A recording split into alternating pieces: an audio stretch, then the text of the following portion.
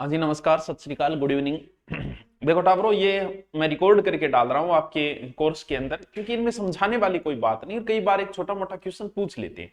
सारे राजमांस हमने पढ़ लिए, लेकिन ये ऐसे राजमांस है जिनको ऑफलाइन कभी पढ़ाया नहीं जाता। ऑनलाइन पढ़ाऊंगा तो भी माथापच्ची सी है, सिर्फ नाम नाम आपके नोट्स बन जाए। कई बार सीधा सीधा क्वेश्चन यहाँ से भी पूछ लेता है, वो आजकल पूछने लग गए, क्योंकि सबको पता है सब मारवाड़ मेवाड़ कछवाड़ चौहान रटते हैं, तो चौहानों की और शाखाएं बच जाती है। तो उनमें से जो जो मोस्ट मोस्ट शाखाएं उन सबको पढ़ लेते हैं। तो अब हम देखते हैं कहां के चौहान, सिरोही के चौहान। तो आप साथ साथ में नोट्स बनाते जाओ, लिखते जाओ, क्योंकि ज्यादा लंबी चौड़ी समझाने वाली बात नहीं है। तो हेडिंग भी साथ में डाल लो, साथ में नोट्स भी बन जाए, साथ में आपका काम भी बन जाए। सिरोही के चौहान। सिरोही के चौहान वंश का संस्थापक जो था वो था राव लुम्बा। लुम्बा अंबा वो सिरोही के चौहान वंश का संस्थापक कौन था? राव लुम्बा। ये जालोर के देवड़ा शाखा से था। किस शाखा से? देवड़ा शाखा से था, संबंध था। इसलिए सिरोही के चौहानों को देवड़ा चौहान भी कहा जाता है। सोनगरा चौहान कहां है? जालोर वाले। ये देवड़ा शाखा से था, इसलिए सिरोही के चौहानों को देवड़ा चौहान भी कहा जाता है। अगर हम बात करें प्राचीन साहित्य का, प्राचीन समय में सिरोही में इनकम के साधन नहीं थे, तो ज्यादा ध्यान नहीं दिया किसी ने। ठीक है, प्राचीन साहित्य में सिरोही को क्या कहा गया है? सिरोही को कहा गया है बच्चों अबुर्द प्रदेश। क्या? अबुर्द प्रदेश। साथ साथ में लिखते जाओ, सिरोही का प्राचीन नाम अबुर्द प्रदेश। देखो, देवड़ा चौहान, संस्थापक राव लुम्बा, सिरोही के चौहानों का राव लुम्बा। जबकि टोड ये कहता है कि सिरोही का जो रियल नाम था ना, वो था शिवपुरी। लिखते जाओ, साथ साथ में लिखते जाओ। प्राचीन साहित्य में सिरोही को अबुर्द प्रदेश कहा गया है। कर्नल टोड ने सिरोही का प्राचीन नाम क्या बताया है? शिवपुरी बताया। सिरोही का प्राचीन नाम टोड ने क्या बताया? शिवपुरी। अब अगर हम बात करें कि ये जो देवड़ा चौहान है, इनके कुल देव कौन है, तो सारणेश्वर महादेव। देवड़ा चौहानों के कुल देव सारणेश्वर महादेव। सारणेश्वर महादेव, वैसे महादेव को ही मानते हैं चौहान। सारणेश्वर महादेव लिखते जाओ, साथ साथ में लिखते जाओ। सिरोही, सिरोही चौहान वंश का संस्थापक राव लुम्बा। दो तीन बार बोलूंगा तो याद हो जाए, बस इतना ही ध्यान रखना है, ज्यादा माथापच्ची नहीं करनी है। इनके कुल देवता सारणेश्वर। सिरोही की दो बातें जरूर बताई मैंने, अबुर्द प्रदेश और टोड के अनुसार सिरोही का प्राचीन नाम क्या था? शिवपुरी। चलो ठीक है, आगे चलो। अब हम सबसे पहले देखते हैं किसको? राव लुम्बा को। राव लुम्बा, राव लुम्बा। इसने क्या किया? 1311 1311 सिरोही में पहले परमार थे। अब्बू के परमार, प्रतिहार परमार, चालुक्य चौहान नाम सुने होंगे। यहां पर अब्बू के अंदर पहले परमार थे। कहां? चंद्रावती। चंद्रावती जगह सिरोही। ये चंद्रावती इसने छीन लिया परमारों से, और स्वतंत्र सत्ता की स्थापना कर दी। किसने? राव लुम्बा ने। रह जाएगा याद। इसी बंदे ने 1320, किसने? राव लुम्बा ने अचलेश्वर मंदिर का जीर्णोद्धार करवाया। अचलेश्वर मंदिर का जीर्णोद्धार इसने अचलेश्वर मंदिर का जीर्णोद्धार करवाया। और 1321 में फिर राव लुम्बा की हो गई थी मृत्यु। बस लुम्बा की इतनी बात है। परमारों से इसने अब्बू या चंद्रावती को छीन के राजधानी बनवाया और अचलेश्वर मंदिर बनाया। इसके बाद में कई शासक आए जिनका कोई उल्लेख नहीं आता। तेज सिंह आया है, कानड़देव, दूसरा कानड़देव सामंत सिंह आया है, सलखा आया है, राईमल आया है, कई शासक आए। और इनकी लगभग राजधानी जो रही है वो कभी चंद्रावती हो गई, कभी अचलगढ़ हो गई, चेंज होती रही है। फिर आगे शासक आया शिवमान। नेक्स्ट हेडिंग डालो, शिवमान। नेक्स्ट शासक कौन है? शिवमान। यह है 1392 से 1424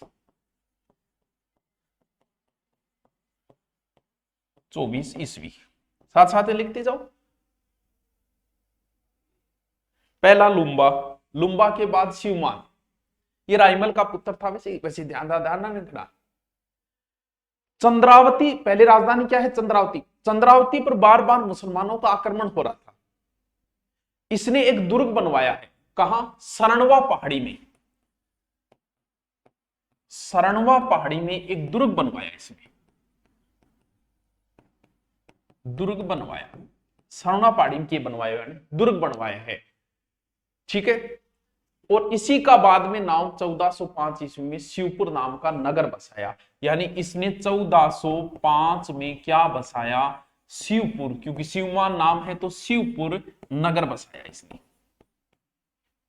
1405। इसके बाद में आगे जो शासक आता है वो आता है सहसमल, 1424 से लगभग 51 तक, 1424 से 51। इसी का उत्तराधिकारी है, किसका बेटा है, शिवमान का ही बेटा है सहसमल, सहसमल देवड़ा, ठीक है। इस बंदे ने 1425 में सिरोही बसा दिया, वाह जी वाह, 1425 बंदे ने क्या बसाया है, सिरोही। ये इंपॉर्टेंट बात है, सिरोही कब बसा, उदयपुर कब बसा 1559, जोधपुर कब बसा 1459, बीकानेर 1465, जयपुर 1727, बिया ही सिरोही कब बसा है 1425। और अपनी राजधानी भी क्या ले आया ये सिरोही, बड़ी ही काम की बातें हैं। सहसमल देवड़ा 1425, राजधानी किसको ले आया, इसी को ले आया, ये अपनी राजधानी भी इसी। राणा कुंभा ने कहते हैं कि इसको राय, तो कुंभा का समय हो गया 1433 से 68, कुंभा का समय है, इसको पराजित किया था। और इसी उपलक्ष्य में कुंभा ने अचलगढ़ दुर्ग बनवाया था। कुंभा ने कितने दुर्ग बनाए थे, कुंभलगढ़, अचलगढ़, बसंतगढ़, बैराट, भूमठ, जिसमें एक दुर्ग अचलगढ़ भी है, सिरोही में बनाया इसने, दो दुर्ग तो अचलगढ़, बसंत और बसंती भाई। तो अचलगढ़ दुर्ग जो बनवाया था कुंभा ने, वो इसी विजय के उपलक्ष्य में ही बनवाया था। तो लिखो तो साथ में लिख लो, वरना हमने वहां लिख ही लिया मेवाड़ के अंदर। बीच में एक नाम आता है लाखा, याद रखो तो रख लेना, न रखो तो वैसे कोई जरूरी नहीं है। ये जब मेवाड़ में उदा आ गया था कुंभा के बाद, उस समय एक व्यक्ति ने अधिकार कर लिया था, या जिसका नाम था लाखा, और इसी ने ये एक कालिका माता की मूर्ति लेके आया था पावागढ़ से, और सिरोही में स्थापित की थी, और एक तालाब भी बनवाया था। तो इसको याद रखो तो रख लो, वरना कोई जरूरी नहीं है। नेक्स्ट शासक है जगमाल, 1483 से लगभग 1523 ईस्वी। जगमाल, बहलोल लोधी ने कहते हैं कि मेवाड़ पर अटैक किया था, मेवाड़ के साथ संबंध अच्छे थे, रहे हैं, और रायमल का इसने साथ भी दिया था जगमाल ने। जालोर का एक व्यक्ति था मलिक मजीद खान को हराकर इसने उससे कर वसूला था, और इसी व्यक्ति ने कुंवर पृथ्वीराज, महाराणा रायमल का पुत्र, जगमाल रायमल पृथ्वीराज की बहन आनंदाबाई, कभी मेवाड़ के इतिहास में पढ़ा होगा, आनंदाबाई को जगमाल परेशान करता था। महाराणा सांगा का बड़ा भाई पृथ्वीराज इसको समझाने के लिए आया था। ये पृथ्वीराज को बोला कि मैं मान गयो थारी बात ने, आज बात है थारी बात ने, परेशान कौन करूं, ए लाडू खा लियो। पृथ्वीराज ने वो लाडू खाए, कुंभलगढ़ के नजदीक जो जहर के लाडू थे। इस पृथ्वीराज की 12 खंभों की छतरी कुंभलगढ़ दुर्ग में है, यो। तो गुरु जी एक शॉर्टकट में बता दे, इतने लंबे के कहना चाहो, कह दियो, राख लियो। फिर आता है अखेराज देवड़ा प्रथम,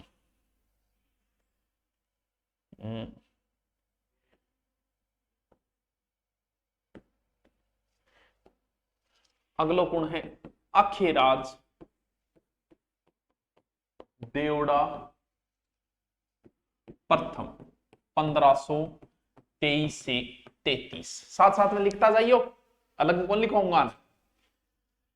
आपने पढ़ा होगा मेवाड़ में, जब हम पढ़ते हैं कि मेवाड़ में खानवा से सिरोही से कौन गया था, और हम पढ़ते हैं कि सिरोही की अखेराज की देखरेख में सांगा को बसवा लाया गया, वही अखेराज है। खानवा युद्ध में सांगा के साथ गया था अखेराज, बिल्कुल सर पढ़े में हमारे याद है, वही अखेराज देवड़ा है। वो कब, खानवा युद्ध 1527 उसके अंदर साथ दिया था। ये बड़ी तेज गति से अटैक करता था, जाके झट दे झापट मार दे, तो बहुत तेज गति। इंग बजो इंगो नाम है उड़ना अखेराज, उड़ना अखेराज। एक उड़ना पृथ्वीराज भी है, वो कौन सो, वो पहलड़ो बोले उड़ना जब पृथ्वीराज होगा तो उड़ना अखेराज भी होगा, वो कौन है, वो उड़ना अखेराज, इसका उपनाम है उड़ना अखेराज। ठीक है जी, ठीक है जी। चलो नेक्स्ट है राव राय सिंह, देखो ये बार बार कौन कराई जाए, मैं सिर्फ एक बार ही करवा के छोड़ू क्योंकि पर्सन तो आवे को सोरो सो वो करी होगा, लेकिन याद रखना थोड़ा सो जरूरी हो जाए, कई बार पर्सन पूछ ले रमान हो जाए, कम ही करवाए जाते हैं ये ऑफलाइन के अंदर। राव राय सिंह, ठीक है, ये अखीराज का पुत्र था। चित्तौड़ पर आक्रमण हुआ था 1534 के लमसम बहादुर शाह का, विक्रमादित्य की इसने सहायता की थी उस समय, ये चित्तौड़ गया था और वहीं पर बताते हैं कि इसकी मृत्यु हो गई थी, ठीक है। इसके बाद कई शासक आए, दुद्धा आया, उदय सिंह आया, मान सिंह आया, सुल्तान आया, सिरोही के कई शासक आए, लेकिन उनका भी कोई विशेष डिटेल नहीं है। फिर आता है सुल्तान देवड़ा, सुल्तान देवड़ा, ठीक है, ये है 1571 से 1610, सुल्तान देवड़ा। इस व्यक्ति ने 1575 में अकबर की अधीनता स्वीकार कर ली, अकबर की अधीनता, ये 1575 सिरोही का शासक जिसने अकबर की अधीनता स्वीकार।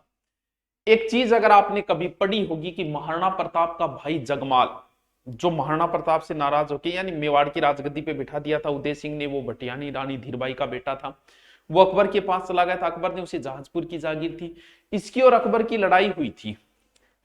उस युद्ध में वो जो था कौन, जगमाल, वो अकबर की ओर से लड़ा था और एक युद्ध हुआ था बड़ा ही फेमस युद्ध, दत्तानी का युद्ध, दत्तानी का युद्ध, कब, 1583। इसी दत्तानी के युद्ध में मारा गया था कौन, जगमाल। ये एग्जाम में आज अब की बार पूछा था दत्तानी का युद्ध कब हुआ था, वो यही दत्तानी का युद्ध है जिसमें महाराणा प्रताप का भाई जगमाल परास्त हुआ था और इसी युद्ध में वो मारा गया था। आपको पता है अकबर के दरबार में कवि थे दुर्साडा, वो भी इसी युद्ध में शामिल हुए थे, यहाँ घायल हो गए थे, बाद में अकबर के दरबार में चले गए थे, तो वो भी कहानी यहीं से है। इसके बाद भी कई शासक आए जिनका विशेष कोई डिटेल नहीं है। फिर शासक आता है शिव सिंह, साथ साथ लिखता जाइए, शिव सिंह। मेन चीज जो है वो सारी आ गई, 1818 से 1832, 1818 से 1832, ये वो समय है जब साहिब संधियां हो रही है।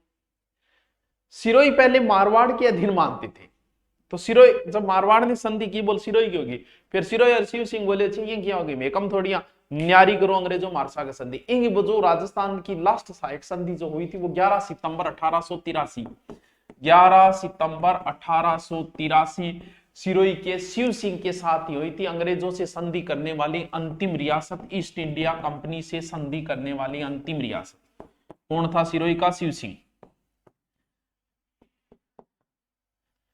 अंतिम रियासत।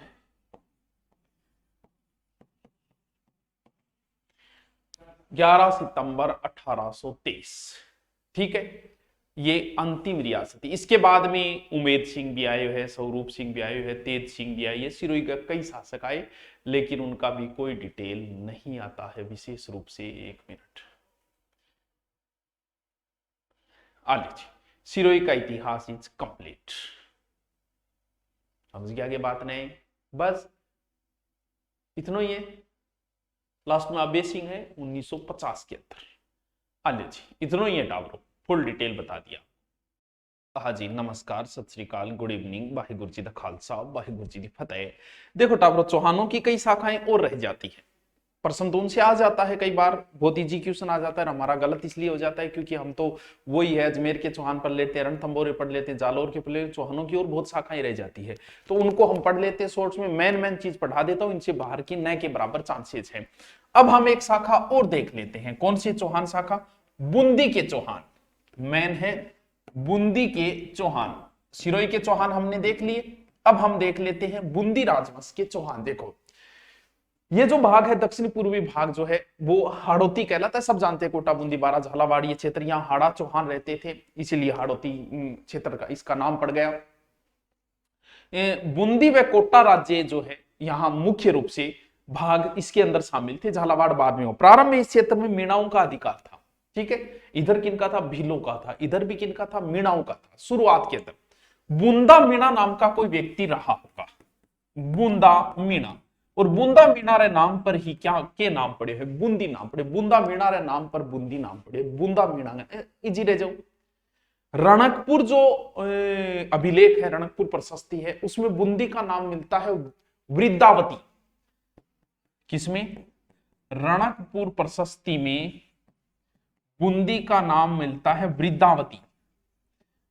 साथ साथ में लिखते जाना, मैं आराम से बता रहा हूं, इतने में आप लिख लो वृंदावती। बूंदी हाड़ौती क्षेत्र, हाड़ा चौहानों का, बूंदा मीणा के नाम पर इसका नाम बूंदी पड़ा होगा। रणकपुर प्रशस्ति के अंदर बूंदी का क्या नाम मिलता है? वृंदावती। अब हम एक एक शासक को देखते हैं। बूंदी यहां आ जाता है। सबसे पहले हम बूंदी के शासक को देखते हैं, देवी सिंह हाड़ा। देवी सिंह हाड़ा, नाम लिखते जाना साथ में, देवी सिंह हाड़ा। शासनकाल लिखो तो लिख लो 1241 से 43, 1241 से लगभग 43। बूंदी का पहला शासक देवी सिंह हाड़ा। ये वैसे मेवाड़ क्षेत्र से ही आया था, बम्बावते का सामंत था, ये हाड़ा शाखा से था, मेवाड़ के अधीन था। वैसे इसने 1241 ईस्वी में, कितनी 1241 से 1241 ईस्वी में यहां पर मीणाओं को हराकर बूंदी राज्य की स्थापना की। यानी इंपॉर्टेंट क्वेश्चन जो बनता है वो ही बनता है कि बूंदी के चौहान शाखा या बूंदी के हाड़ा चौहानों का संस्थापक कौन है? तो संस्थापक अपने कौन हो गया? देवी सिंह हाड़ा। इसने गंगेश्वर देवी का मंदिर बनवाया। क्या बनवाया इसने? मंदिर गंगेश्वर देवी का।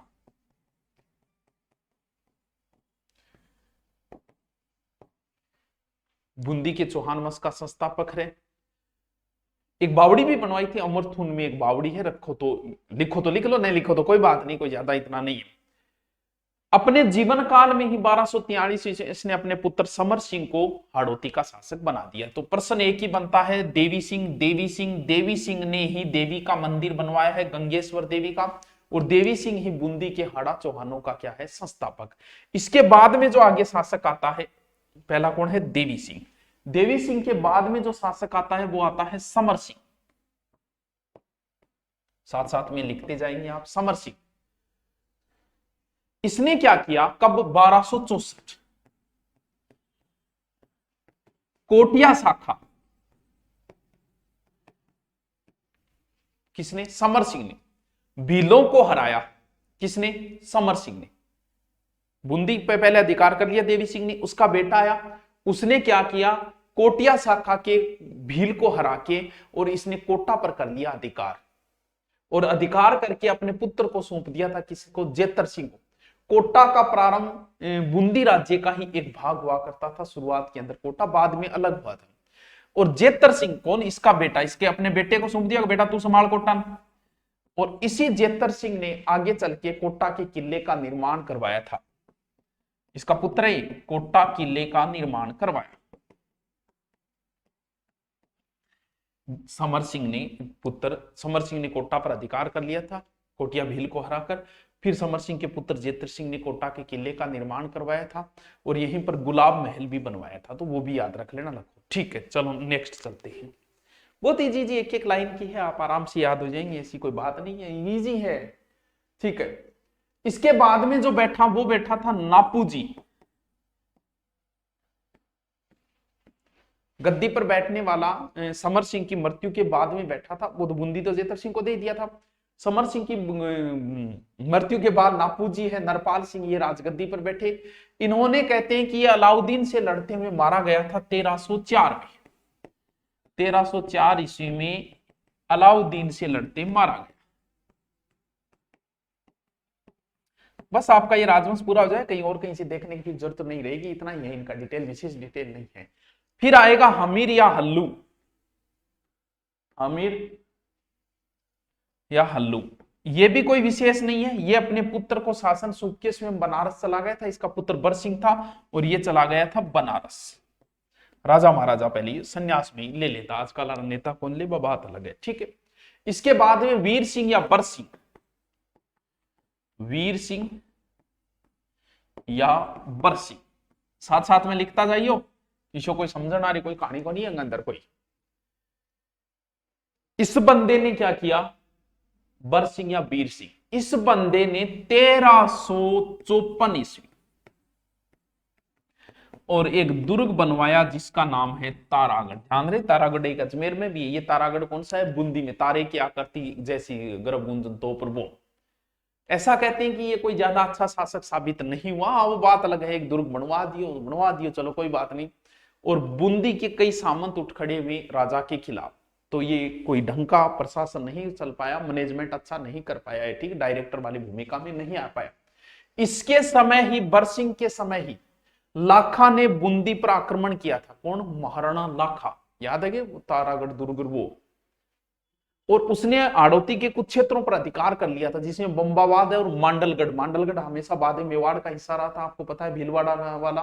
तो वो महमूद खिलजी, नाम सुना ही होगा, मांडू का सुल्तान। कहां का शासक है? मांडू का। इस बंदे ने 3 बार बूंदी पर आक्रमण किया था और अंतिम आक्रमण था 1459 का। 1459 याद रखने वाली कोई बात नहीं। इसके 2 पुत्र इसके अंदर मारे गए थे, बरसिंह के, समर सिंह व अमर सिंह। एक मिनट, बात सॉरी, मारे नहीं गए थे, पकड़े गए थे। वो उन्हें मांडू ले गया था और उनके नाम चेंज कर दिए थे, उन्हें समरकंदी और अमरकंदी नाम उनके कर दिए थे। तो कोई प्रश्न नहीं बनता विशेष, ठीक है। क्या बताया? हमीर या हम्बू जी बता दिया क्या हमने? हमीर या हल्लू जी? ये हब्बू जी, एक और आ जाए। देखो कौन है? वीर सिंह, बरसिंह, ठीक है, वीर सिंह। इसके बाद में आगे आएगा, कई शासक बीच में आए। लास्ट में एक शासक, बाद में एक शासक आएगा, राव सुरजन। इनका विशेष डिटेल नहीं आता है, थियाना सूचियों में कम बताए, कब को नहीं है, तो इतिहास बहुत उड़े, लेकिन इंपॉर्टेंट बात। 1554 से 1554 से लगभग 84 तक मान लेते हैं, 85 या 84 तक, 85 भी आता है कई जगह, लिख लो थोड़ा थोड़ा। इसके समय बूंदी जो है वो मेवाड़ के अधीन आ गया था। आपको पता है बूंदी पर मेवाड़ वालों का कई बार अधिकार रहा है, और इसने कोशिश भी की स्वतंत्र सत्ता स्थापित करने की। और इस बंदे ने क्या किया? रणथंबोर दुर्ग पर अधिकार कर लिया। रणथंबोर दुर्ग पर, अगर आपको पता हो, अकबर 1568 में चित्तौड़ जीतने के बाद में रणथंबोर को भी उसने घेरा था। 1568 1569 ईस्वी में। 68 में चित्तौड़ जीता, 69 में इसने घेरा था। इसी रणथंबोर अभियान के समय सर्वप्रथम मान सिंह अकबर के साथ गया था, भगवान दास जी बताते हैं। और मान सिंह और इनके बीच मुलाकात करके मान सिंह की बड़ी भूमिका रही थी, और सुरजनहाड़ा ने अधीनता स्वीकार कर ली थी अकबर की। तो रणथंबोर उस समय इसके अधीन था। रणथंबोर की घेराबंदी वो पहले जिक्र हो चुका है, हम भी कई बार कर चुके हैं इसका। अकबर ने इसे राव राजा की उपाधि दी थी बाद में। अकबर ने इसे उपाधि दी थी किसकी? राव राजा। और वैसे इसे 5000 का मनसबदार भी बाद में बना दिया गया था, ठीक है। बूंदी के निकट लगभग 26 परगने थे, और बनारस के नजदीक भी 26 परगना वह बिन जागीर में दिया। और बनारस की सूबेदारी भी दी गई थी, इसे चुनार की सूबेदारी भी दी थी अकबर ने, यानी इसे बनारस व चुनार की सूबेदारी दी थी। किसने? अकबर ने। छोटा छोटा है, लिखता जाओ, छोटी छोटी बातें हैं। बनारस में इसने कई चीजें बनवाई थी। इसने जलाशय है, गंगा नदी के तट पर घाट भी बनवाए थे बनारस के अंदर। द्वारिकापुर में रणछोड़ जी का मंदिर जो है ना, वो इसी में बनवाया था, जिसमें मीरा विलीन हुई थी। तो वो भी इसी बंदे का बनवाया हुआ है, याद रखिए। इसने बनारस रहते हुए बूंदी का राज्य जो अपने पुत्र दुदा को सौंप दिया था। आपको पता है जब ये बनारस के अंदर था, कौन? राव सुरजन। उसी समय, बहुत इंपॉर्टेंट चीज है ये, एक व्यक्ति है, एक कवि है, जिसका नाम है चंद्रशेखर। और जब भी चौहानों का इतिहास पढ़ोगे तो इस चंद्रशेखर का नाम तो आए ही आएगा, जिसने लिखा था सुरजन चरित्र। इसी के आग्रह पर कवि चंद्रशेखर ने क्या लिखा था? सुरजन चरित्र लिखा था। बड़ी इंपॉर्टेंट है, और की नहीं याद रहे, सुरजनहाड़ा, सुरजन चरित्र, सुरजनहाड़ा, सुरजन चरित्र, यानी सुरजनहाड़ा के अधीन था। चंद्रशेखर ने लिखा, बड़ी इंपॉर्टेंट है, चौहाना को इतिहास जानने की अच्छी जानकारियां मिले। लगभग 1578 में ये लिखा गया था। याद रहे, और नहीं याद रहे तो जरूर याद रख ली, सुरजन चरित्र किसने लिखा? चंद्रशेखर। और बनारस में ही इसकी मृत्यु हो गई थी, किसी सूरजल सिंह की। फिर आगे शासक आता है राव भोज। राव भोज शासनकाल याद करो तो कर लेना, 85 से 1608 तक है, 1585 से 1608। ये मानसिंह के साथ कई अभियानों में रहा था, जैसे उड़ीसा अभियान है, गुजरात अभियान है, अहमदनगर अभियान है। सोलापुर में तो नहीं था, अहमदनगर में था, और अपनी वीरता का इसने अच्छा परिचय दिया। इसके समय कोटा जो है वो पूर्णतः स्वतंत्र अस्तित्व में आ चुका था, और हद्दे नारायण इसका पुत्र था। हद्दे नारायण, उसी को कोटा का अकबर ने भी स्वीकृति दे दी थी, कोटा स्वतंत्र रूप से हो गया था। फिर है राव रतन सिंह। राव रतन सिंह नेक्स्ट शासक 1608 से 31। ये देखो थोड़ा थोड़ा बताओ, इतो ये थे, तो याद कर लो। जहांगीर ने इसे 5000 की मनसबदारी दी थी। किसने? जहांगीर ने।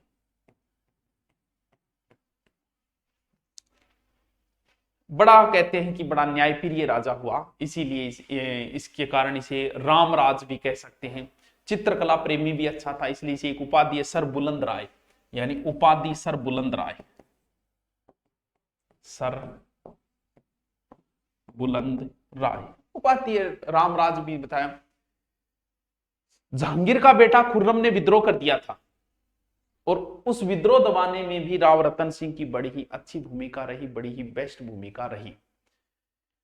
राव रतन सिंह जो है ने अपने पुत्र गोपीनाथ की हत्या करने वाले कुछ लोगों को दंडित किया था। वो दुराचारी प्रवृत्ति के थे, इसलिए दंडित किया था। कोटा में इसके समय कोटा का एक हरदे नारायण इनके अधीनस्थ शासक के रूप में कार्य कर रहा था, जिसका नाम था हरदे नारायण। खुर्रम का जब विद्रोह हुआ, युद्ध क्षेत्र से वो भाग के आया था, इससे कोटा इसने छीन लिया था, ऐसी कोई कहानी आती है इसके समय। और इसी के समय रतन सिंह का पुत्र था जिसका नाम था माधो सिंह। जहांगीर ने माधो सिंह को ही कोटा का शासक, स्वतंत्र शासक स्वीकार कर लिया था, याद रखिए। फिर अगला शासक है छत्रसाल। राव छत्रसाल या शत्रुसाल, छत्रसाल शत्रुसाल, शत्रुसाल साथ साथ में लिख लियो, पर ज्यादा माथा पच्ची कौन करनी है। 1631 से लगभग 58, 70 साल या शत्रुसाल। ये वैसे रतन सिंह का गोपीनाथ का पुत्र था, वैसे इसी का था। जहांगीर ने इसे राव की उपाधि दी थी। राव की उपाधि किसने? जहांगीर ने। 5000 की मनसबदारी भी दी थी इस बंदे को, 5000 की मनसबदारी। और ये इसने बूंदी के किले में रंग महल बनवाया था। रंग महल क्या खातर था मेरे, ये रंग महल बनवाया कहा? बूंदी रे किले रे मायने। शाहजहां के बेटों में जब उत्तराधिकार युद्ध आपस में मां बहन की गाड़ा जज्बा काटनी शुरू कर दी, शाहजहां बेटा को दारा सुजा, औरंगजेब, मुराद वगैरह, ये दारा के पक्ष में लड़ा था। उसमें कौन? शत्रुसाल या शत्रुसाल। सामूगढ़ के युद्ध में वीरगति को प्राप्त हो गया था 1658। आप ये चीज याद रख ले। शत्रुसाल की ही स्मृति में उनके पुत्र अनुरुद्ध हाड़ा, शत्रुसाल का बेटा, 1683 बूंदी में 84 खंभों की छतरी बनवाई थी। आ चीज इंपोर्टेंट है, यानी 84 खंभों की छतरी कहां है? बूंदी में। बहुत इंपॉर्टेंट है। किसने बनवाई? बूंदी, अनिरुद्ध सिंह ने। किसकी स्मृति? इसकी स्मृति, इसकी उसकी जिसकी भी है, बहुत इंपॉर्टेंट है। 80 खम्माई गठे अलवर, ऐसे 80 ऐसे अलवर, ऐसे याद कर लेना। दो ही छतरी ज्यादा पूछी जाए, एक 80 पूछी जाए, एक 84 पूछी जाए, तो आपने दोनों ही याद कर लियो, 80 खम्बांगी और 84। फिर अगलो है राव भाव सिंह। नेक्स्ट शासक है राव भाव सिंह, 1658 से 81, 1658 से लगभग 81। जल्दी जल्दी करवा दे, उसकी टाइम खराब करा। इसने शत्रुसाल ने किसका पक्ष लिया था? सर उसने तो दारा का पक्ष लिया था। शुरुआत में औरंगजेब ने इसे मान्यता नहीं दी थी, क्यों? बादशाह बाद औरंगजेब बन गया। इसके विरुद्ध सेना भी भेज दी थी भाव सिंह के विरुद्ध में, और खातौली के युद्ध में इसे परास्त भी किया था। खातौली कहां पड़ता है? बूंदी के अंदर, वर्तमान में कोटा में आता है, वो पहले बूंदी थी। बाद में औरंगजेब ने भाव सिंह को आगरा बुलाया, कहीं ना जा, और बठे कुछ मनसबदारी वगैरह देगी, इन्हें झंडोर बूंदी की जागीर जकी है बा सम्मानित कर दी राव भाव सिंह। ये मिर्जा राजा जयसिंह के साथ भी गया था चाकण दुर्ग की घेराबंदी के समय। ये कई वर्षों तक औरंगजेब का फौजदार भी रहा था, तो कोई प्रश्न नहीं बनता है। अगला शासक है अनिरुद्ध सिंह। अनिरुद्ध सिंह, ठीक है, 1681 से लगभग 95। अनिरुद्ध सिंह भाव सिंह के बाद उसका भाई है ये अनिरुद्ध सिंह, शासक बना। औरंगजेब के दक्षिणी अभियान में भी कई बार साथ में गए, साई सेना को मराठा रक्षा करते औरंगजेब द्वारा इसे इनाम भी दिए गए अनिरुद्ध सिंह ने। और उस समय औरंगजेब का जब समय है तो जाट विद्रोह हुए थे, तो उसमें भी ये गया था अनिरुद्ध सिंह की, वहीं पर कहते हैं जाट विद्रोह के समय ही इसकी मृत्यु हो गई थी। एक बावड़ी है रानी जी की बावड़ी, रानी जी बावड़ी, ये अनिरुद्ध सिंह की पत्नी ने बनवाई थी। सर पत्नी नाथावती नाम बताते उसको, उसके अपने पुत्र बुद्ध सिंह के शासनकाल में बनवाई थी रानी जी की बावड़ी 1699, जिसे रानी जी की बावड़ी बोलते हैं। कहाँ है? बूंदी के अंदर। रानी जी की बावड़ी फेमस है, कहाँ है? बूंदी। रानी जी की बावड़ी बूंदी, ठीक है। अगला शासक है बूंदी का कौन? बुद्ध सिंह। लिखता जाओ बस एक एक एक एक एक एक। अगला शासक है बुद्ध सिंह। बूंदी का नाम 1695 1729 1729 ईस्वी। कौन है? बुद्ध सिंह। ये अनिरुद्ध सिंह का बेटा था। औरंगजेब की मृत्यु के बाद फिर आपस में उत्तराधिकार युद्ध हुआ था 1707 में। इसने बहादुर शाह का साथ दिया था। मतलब जितना बहादुर शाह बड़ा फेमस, बड़ा खुश हुआ, हैप्पी हो, और बहादुर शाह ने इसे महाराव राणा की उपाधि दी। महाराव राव किसने दी? कौन दी है? बहादुर शाह। एक एक दो दो पाता है, ठीक है।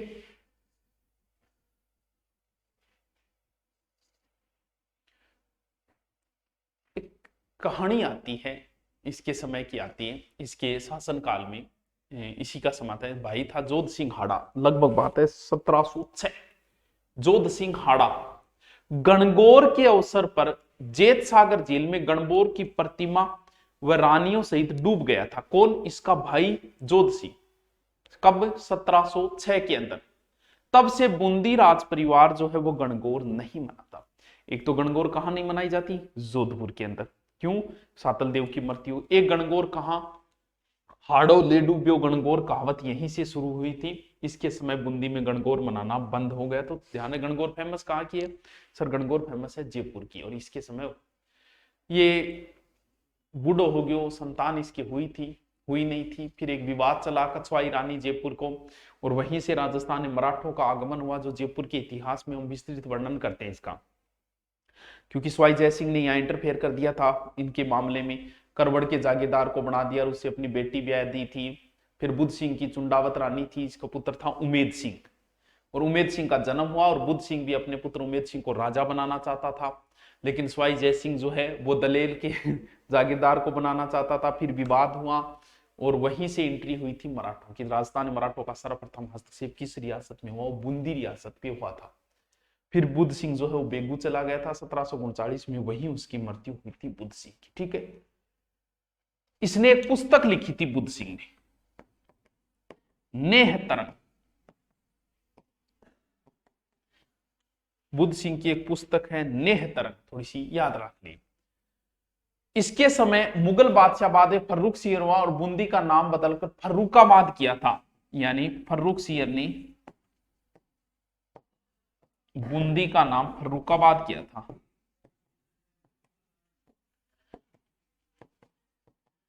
बाद किया था,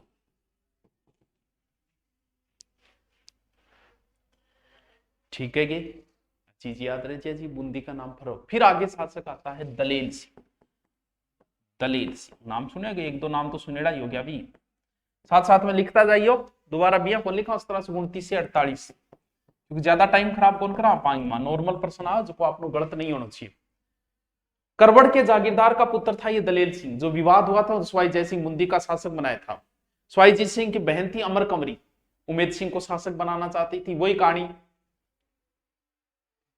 अब आपस में पारिवारिक मामलों इश्यू है तो अमर कंवरी ने मराठा जो था मल्हार राव होलकर,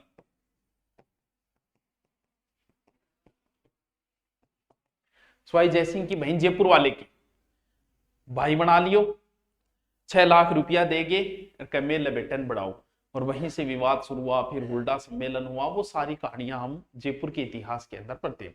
बस प्रश्न इतना, राजस्थान में सर्वप्रथम मराठों का हस्तक्षेप कहां हुआ, तो ध्यान रहे बूंदी रियासत में हुआ था, बूंदी उत्तराधिकार के समय। ठीक है, बाद में पाछो दलेल सिंह बढ़ गयो, कहानी चल है। फिर राव उमेद सिंह प्रथम, राव उमेद सिंह प्रथम, राव उमेद सिंह प्रथम 1748 से लगभग हो जाएगा 1800 लगभग 20 तक, 1778 से 1800, अच्छा 48 से, सही है, 48 से 70 तक, 1770 तक, 48 से, ठीक है। देखो ये भी मराठों की सहायता से ही बना था। इसकी माता कौन थी, उमेद कंवरी थी, राखी बांधी थी, वो कहानी अभी पीछे बताई थी। और इसके पुत्री के विवाह में होलकर भी आया था, राज्याभिषेक हुआ था। ये जो उमेद सिंह है वो श्री जी के नाम से भी जाना जाता है, उपनाम श्री जी।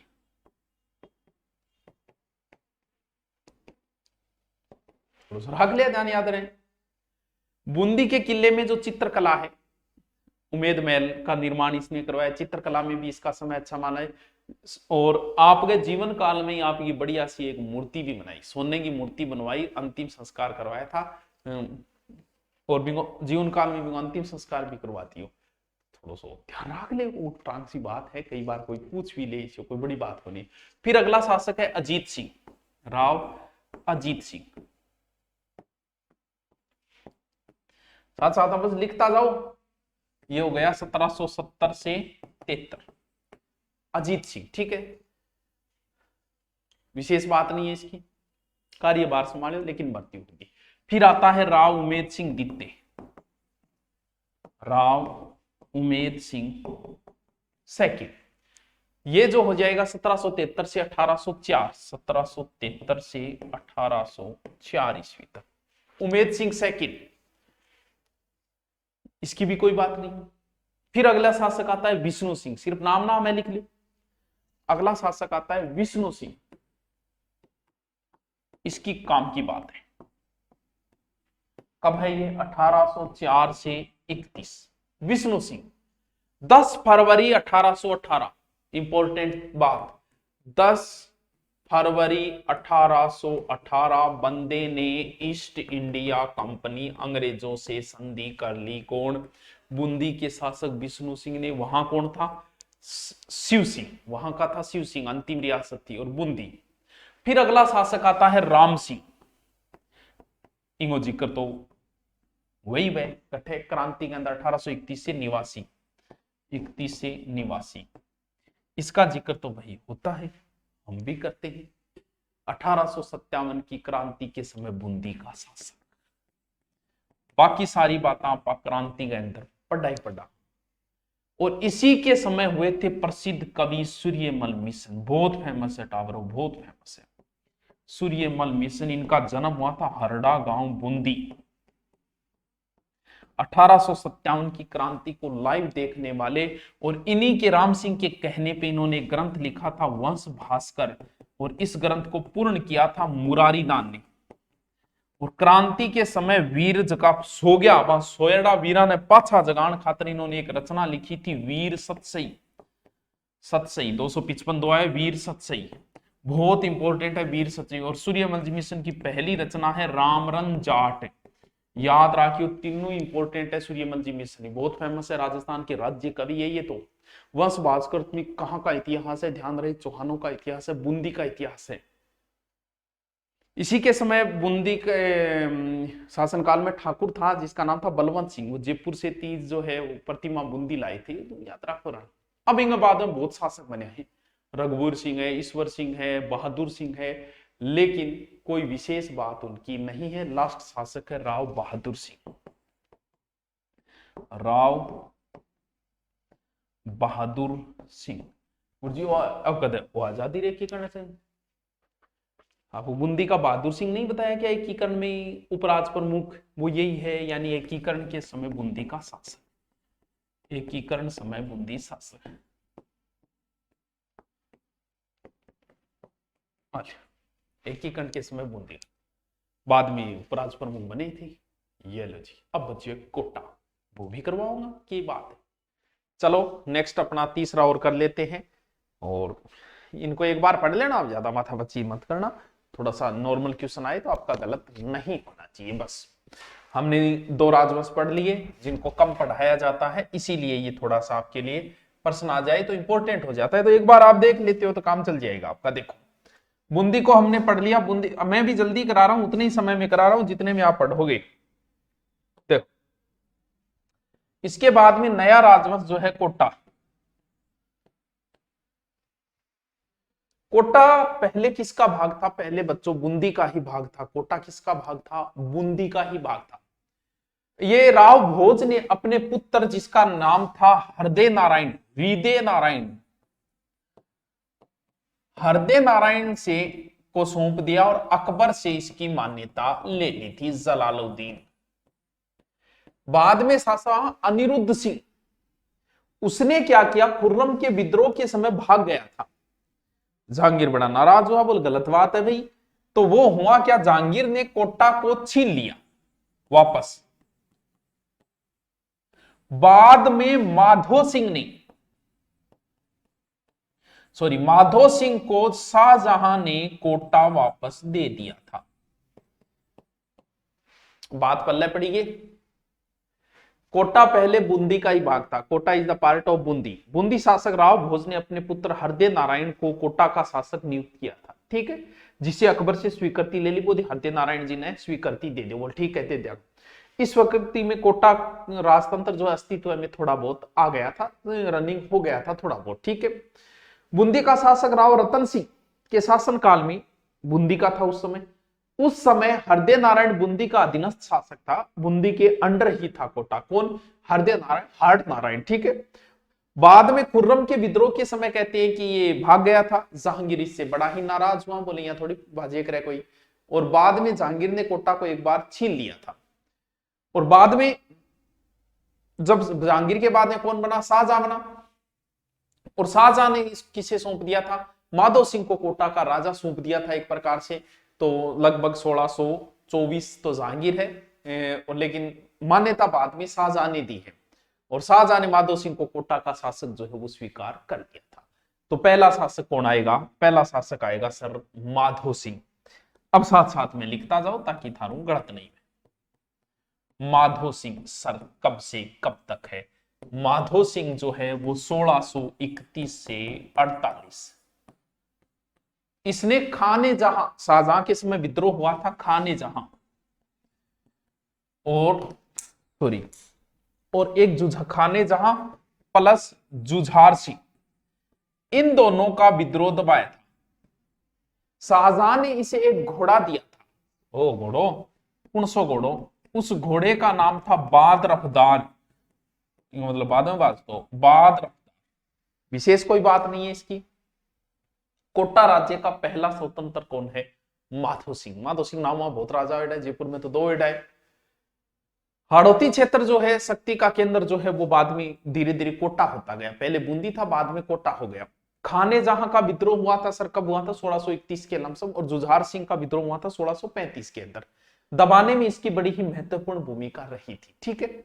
और कई अभियानों में भी ये गया था सेना के साथ, कंधार वगैरह, उस अभियान के अंदर भी ये गया था। और इसे एक घोड़ा दिया गया जिसका नाम था बाद रफ्तार, ठीक है जी। माधो सिंह, बस 2 बातें इंपॉर्टेंट है, वे लिख ली थी। माधो सिंह के बाद में जो दूसरा शासक है उसका नाम है Mukund Singh. The name of Mukund Singh, जो था 1648 तक है ना, 48 से 58। ये जो है उत्तराधिकार युद्ध में ये दारा की ओर से लड़ा था। जब दारा, शाहजहां, औरंगजेब और मुराद के बीच में उत्तराधिकार युद्ध हुआ था, तो ये किसकी ओर से लड़ा था? सॉरी, शाहजहां का बेटा दारा, शुजा, औरंगजेब और मुराद। तो तो ये जो है वो दारा के पक्ष से लड़ते हुए मारा गया।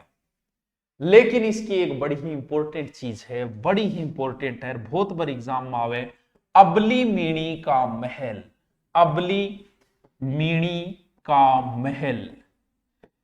महल, इसकी पासवान रानी थी, उसके लिए पासवान मतलब बाद में बताऊं रानियां की कैटेगरी, खवासन पासवान डावरी कई रानियों की कैटेगरी थी, ये पासवान रानी थी अनिरुद्ध सिंह की। तो इसे बोला जाता है अबली मीणी महल, इसे बोला जाता है हाड़ौती का ताजमहल। राजस्थान को ताजमहल जसवंतरा, कांठल का ताजमहल काकाजी की दरबार, हाड़ौती का ताजमहल ये, और ताजमहल का पूर्वगामी हुमायूं का मकबरा, दक्षिण का ताजमहल काला ताजमहल औरंगाबाद महाराष्ट्र, औरंगजेब की पत्नी रबिया दुर्रानी का मकबरा। याद हो गया, लिख लियो, मेन चीज जो कोई नहीं बाना भूल जाइयो। ठीक है गुरुजी, कौन बोला, आगे चलो। अनिरुद्ध सिंह के बाद में अगला शासक जो बनेगा वो बनेगा जगत सिंह। कौन है? जगत सिंह। 1658 से लगभग 83। ये भी दक्षिणी अभियान में औरंगजेब के साथ था, वहां मारा गया। दक्षिणी अभियान कोई विशेष बात नहीं है, औरंगजेब के साथ मारा गया। बस कौन? जगत सिंह। कोई याद नहीं करना है, नाम नाम में लिखना है तो लिख लो। फिर अगला शासक जो है वो है राव प्रेम सिंह। प्रेम से बोलो, प्रेम सिंह। ये है 1683 से 84। तो भाई ओइशो के तीर मारो, एक साल तो रहे, ये कोई विशेष बात नहीं है। नाम नाम लिख लो, राव किशोर सिंह। किशोर सिंह जो राफेस्ट है ये 1684 से 96। मराठों का संघर्ष शुरू हो गया था इसके समय, और ये मराठों के संघर्ष में मारा गया। कोई विशेष बात नहीं है, मराठा संघर्ष में मारा गया। लेकिन किशोर सागर तालाब है कोटा में, वो भाईडा को बनवाया है, यानी किशोर सागर तालाब बनवाया। तालाब कहां? कोटा बनवाया। रह जैसी याद के, रह जैसी याद के। चलो किशोर सिंह, तो किशोर सागर ताल। नेक्स्ट लिखो, नेक्स्ट देखो, नेक्स्ट है राम सिंह। 1696 से 1707। इन्होंने कई चीजें बनाई। राम सिंह ये जो है वो अंबा का युद्ध हुआ था जिसमें अपने भाई को हराया था इन्होंने, बिशन सिंह और हरनाथ सिंह को, फिर बना था, काम की बात नहीं है। इसने कई चीजें बनवाई, वो याद रखना। क्या क्या निर्माण करवाया इन्होंने? रामपुरा बाजा, ठीक है, रामपुरा दरवाजा, आपके नाम पर है। रामगंज कोटा में ना, सूरजपोल। लेकिन बाद में राम सिंह भी मारा गया आजम के पक्ष में लड़ते हुए। योगी कोई विशेष समझाने वाली बात नहीं है, बस आप तो नोट्स बना लो, 2-3 बार इनको पढ़ लेना। औरंगजेब के पुत्र और आजम और मुअज्जम में युद्ध हुआ था जिसमें ये मारा गया, क्योंकि उत्तराधिकार युद्ध के समय लड़ते हुए मारा गया, जाजू के युद्ध में 1707। इतना याद करने की जरूरत नहीं है, बस इतना थोड़ा सा ध्यान रखना। नेक्स्ट भीम सिंह प्रथम, लिखता जाओ बस। भीम सिंह प्रथम 1707 से 1720। फर्रुख शेर ने इसे 5000 की मनसबदारी दी। बादशाह फर्रुख शेर घरनीत कायर 5000 की मनसबदारी दी।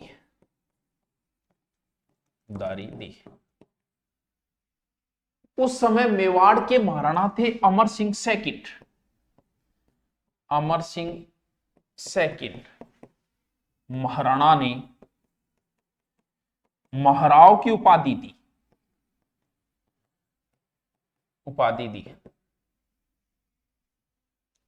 इसका युद्ध हुआ था बूंदी में। कहां? बूंदी के साथ, क्योंकि बाद में दोनों ही मजबूत होते गए थे। और बूंदी पे इसने आक्रमण किया। कहते हैं बूंदी में बड़ा लूट खसोट भी मचाया इसने, और बूंदी से कुछ चीजें छीन कर लाया था। ये क्या छीन के लाया? बूंदी से ये उस बात है 1713 ईस्वी में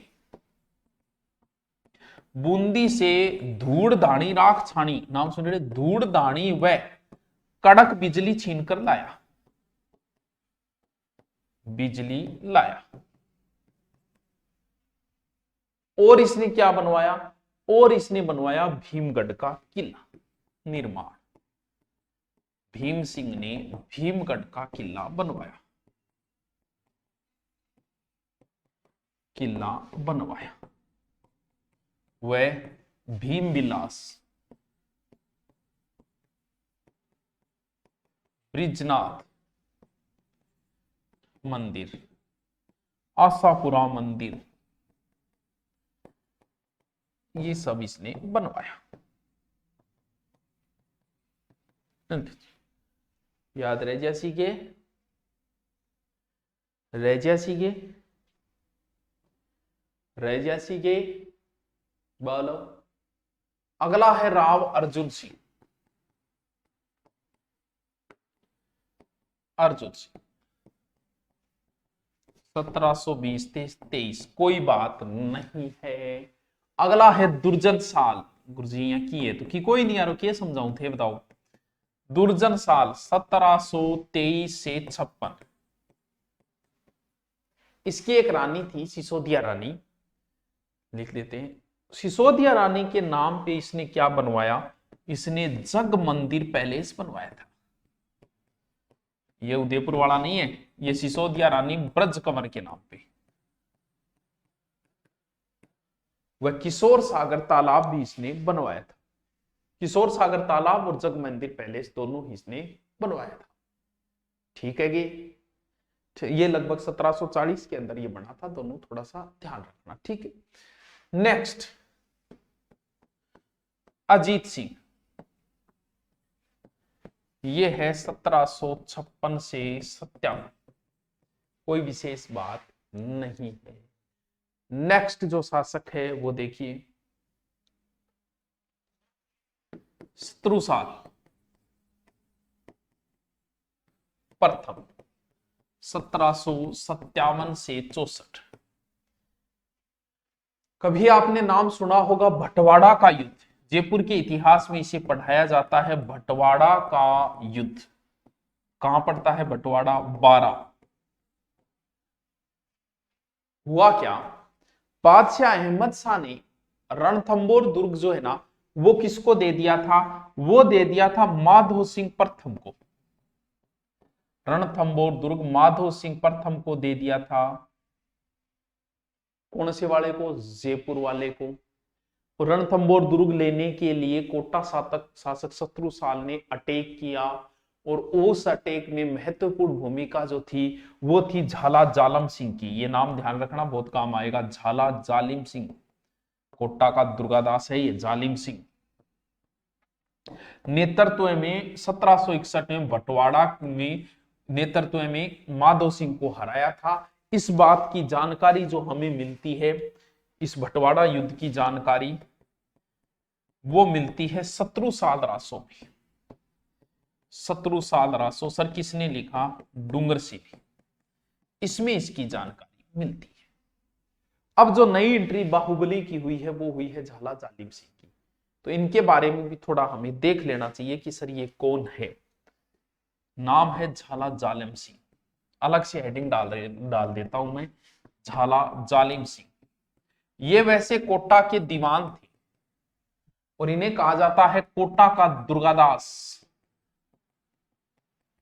कोटा का दुर्गादास। झालरापाटन जो नाम है, जहां से वसुंधरा राज्य है, झालरापाटन का नाम इन्हीं के नाम पर पड़ा था। झालरापाटन नाम इनके नाम पर है। 1762 से 68 मेवाड़ में रहे थे। मेवाड़ के महाराणा ने इन्हें राजराणा की उपाधि दी थी, तो एक इनकी उपाधि है राजराणा। इनको थोड़ा ध्यान रखना, ये महत्वपूर्ण भूमिका निभाएंगे कोटा की राजनीति में। धीरे धीरे कोटा की राजनीति में यही व्यक्ति एक्टिव हो जाएगा, और जिसका नाम है झाला जालिम सिंह। ठीक है, नेक्स्ट है राव गुमान सिंह। गुमान सिंह 1764 से 70। इन्होंने अपने पुत्र को गुमान सिंह जो है, बीच में तो विवाद हुआ, इन्होंने क्या किया, झाला जालम सिंह को निकाल दिया था, जागीर उनकी जब्त कर ली थी, उन्हें निकाल दिया था कोटे से। लेकिन बाद में मराठों ने मध्यस्थता की और वापस समझौता कराया। लालाजी बलाल नाम का मराठों का जो वकील था, उसके माध्यम से पुनः कोटा में बुला लिया गया था झाला जालिम सिंह को। और इन्होंने क्या किया, अपने नाबालिग पुत्र था उमेद सिंह को संरक्षक बना दिया था जालिम सिंह को उमेद सिंह का अपने, जैसे दुर्गादास अजीत सिंह। अब आगे जो शासक है वो राव उमेद सिंह प्रथम, राव उमेद सिंह प्रथम, जो रहे थे 1770 से 1819। इनका दीवान कौन है, इनका दीवान वही है झाला जालिम सिंह, झाला जालिम सिंह।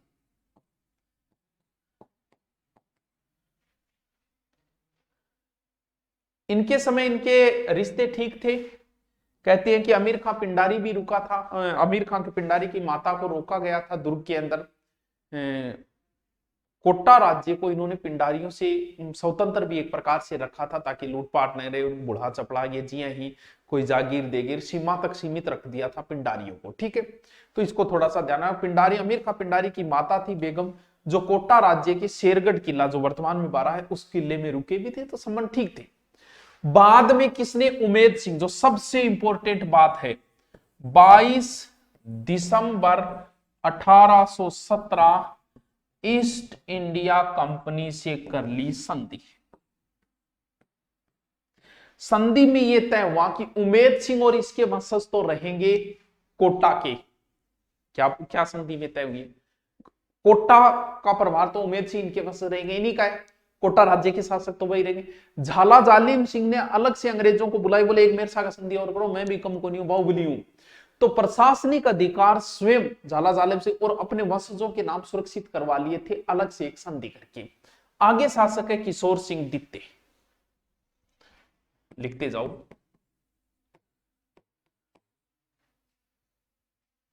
किशोर सिंह सेकंड। देखो 1819 से 28 तक आई। अब धीरे धीरे बाहुबली होते जा रहे हैं कौन, झाला जालिम सिंह।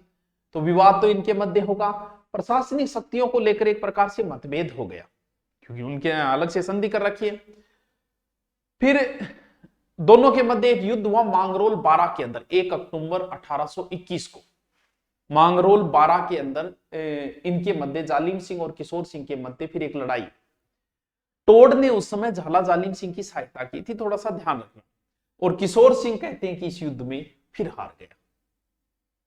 पराजय के बाद किशोर सिंह चला गया था नाथ द्वारा, और नाथ द्वारा हम जाएंगे बोल कोटा को प्रशासन मत हो, नाथ द्वारा नहीं सुनू, थोड़ी अलग प्रकार की बात है, ध्यान रखियो। मेवाड़ महाराणा भीम सिंह सेकंड की मध्यस्थता से दोबारा समझौता हुआ 1822, और कोटा का वापस बनाया गया किशोर सिंह। यानी मांगरोल युद्ध के अंदर जालिम सिंह से हारा, टोड ने सहायता की, ये नाथ द्वारा जाके बोल कोटा महाराज थारो ये भगवान ने सुख दिया। तब भीम सिंह ने समझौता करवाया और वापस इनको एक जगह किया। ठीक है, ठीक है कि चलो, आज तो बहुत होना रहे आगे पाछो आगे बाद में उठाऊं। बाद में 1824 में झाला जालिम सिंह की मृत्यु हुई, मदन सिंह कोटा राज्य का फौजदार बन गया था बाद में, जालिम सिंह के बाद में। फिर है राम सिंह सेकंड, राम सिंह सेकंड यानी राम सिंह द्वितीय 1828 से 1865, 1828 से 1865। अब आपको पता है इसके बीच में क्या चल रहा है, 1857 की क्रांति, और क्रांति के अंदर वहां मैंने शायद राम सिंह बोला था, वो बूंदी के राम सिंह थे उस समय। कोटा के राम सिंह ये थे जिनको 6 माह के लिए बंदी बनाया गया था। तो ये आपको 15 अक्टूबर को यहाँ कोटा में जयदयाल मेहराब खां के नेतृत्व वो 1857 की क्रांति में हम पूरा पढ़ते हैं, वही ये है। यानी इतना ही लिख लो, सिर्फ 1857 क्रांति इसमें कोटा है शासक, कोटा के शासक। ठीक, अगला है शत्रुसाल द्वितीय, राव शत्रुसाल द्वितीय यानी शत्रुसाल सेकंड 1865 से 88, 1865 से 88। ठीक है, अब अंग्रेजों का प्रभाव बढ़ गया है, महाराव केवल नाम मात्र के हैं। और अंग्रेजों का करपा पात्र था उस समय फैज अली खान, जो कोटा का प्रशासक बन गया था। और कोटा का दूसरा जालिम सिंह है कौन? फैज अली खान। फैज अली खान कोटा दूसरा झाला जालिम सिंह।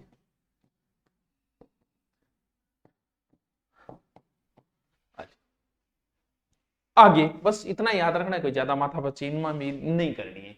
अगला है उमेद सिंह सेकंड।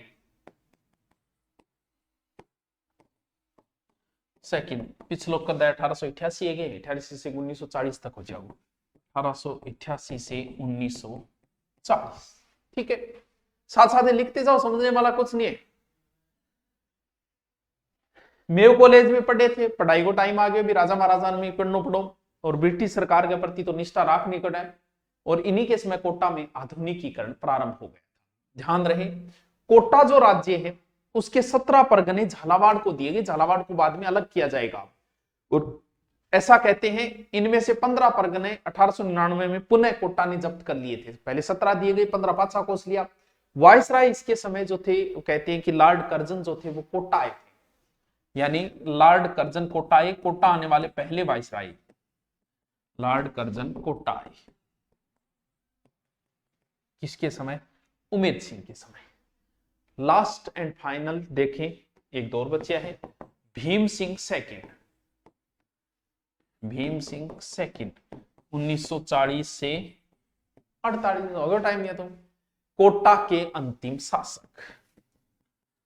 अंतिम शासक।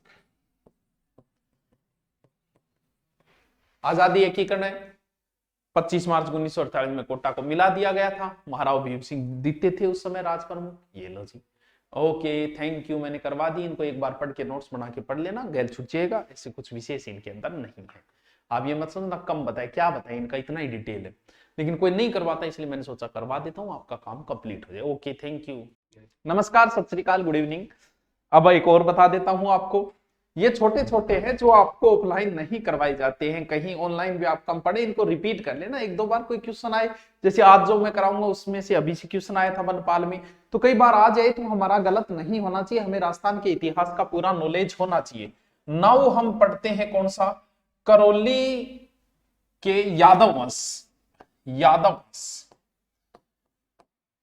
राजस्थान में बच्चों जितने भी राजवंश हैं जो हम पढ़ते हैं, राठौड़ पढ़ते हैं हम, सिसोदिया पढ़ते हैं हम, चौहान पढ़ते हैं हम, जाट पढ़ते हैं हम, भाटी पढ़ते हैं हम, और इसके अलावा यादव पढ़ लेते हैं हम।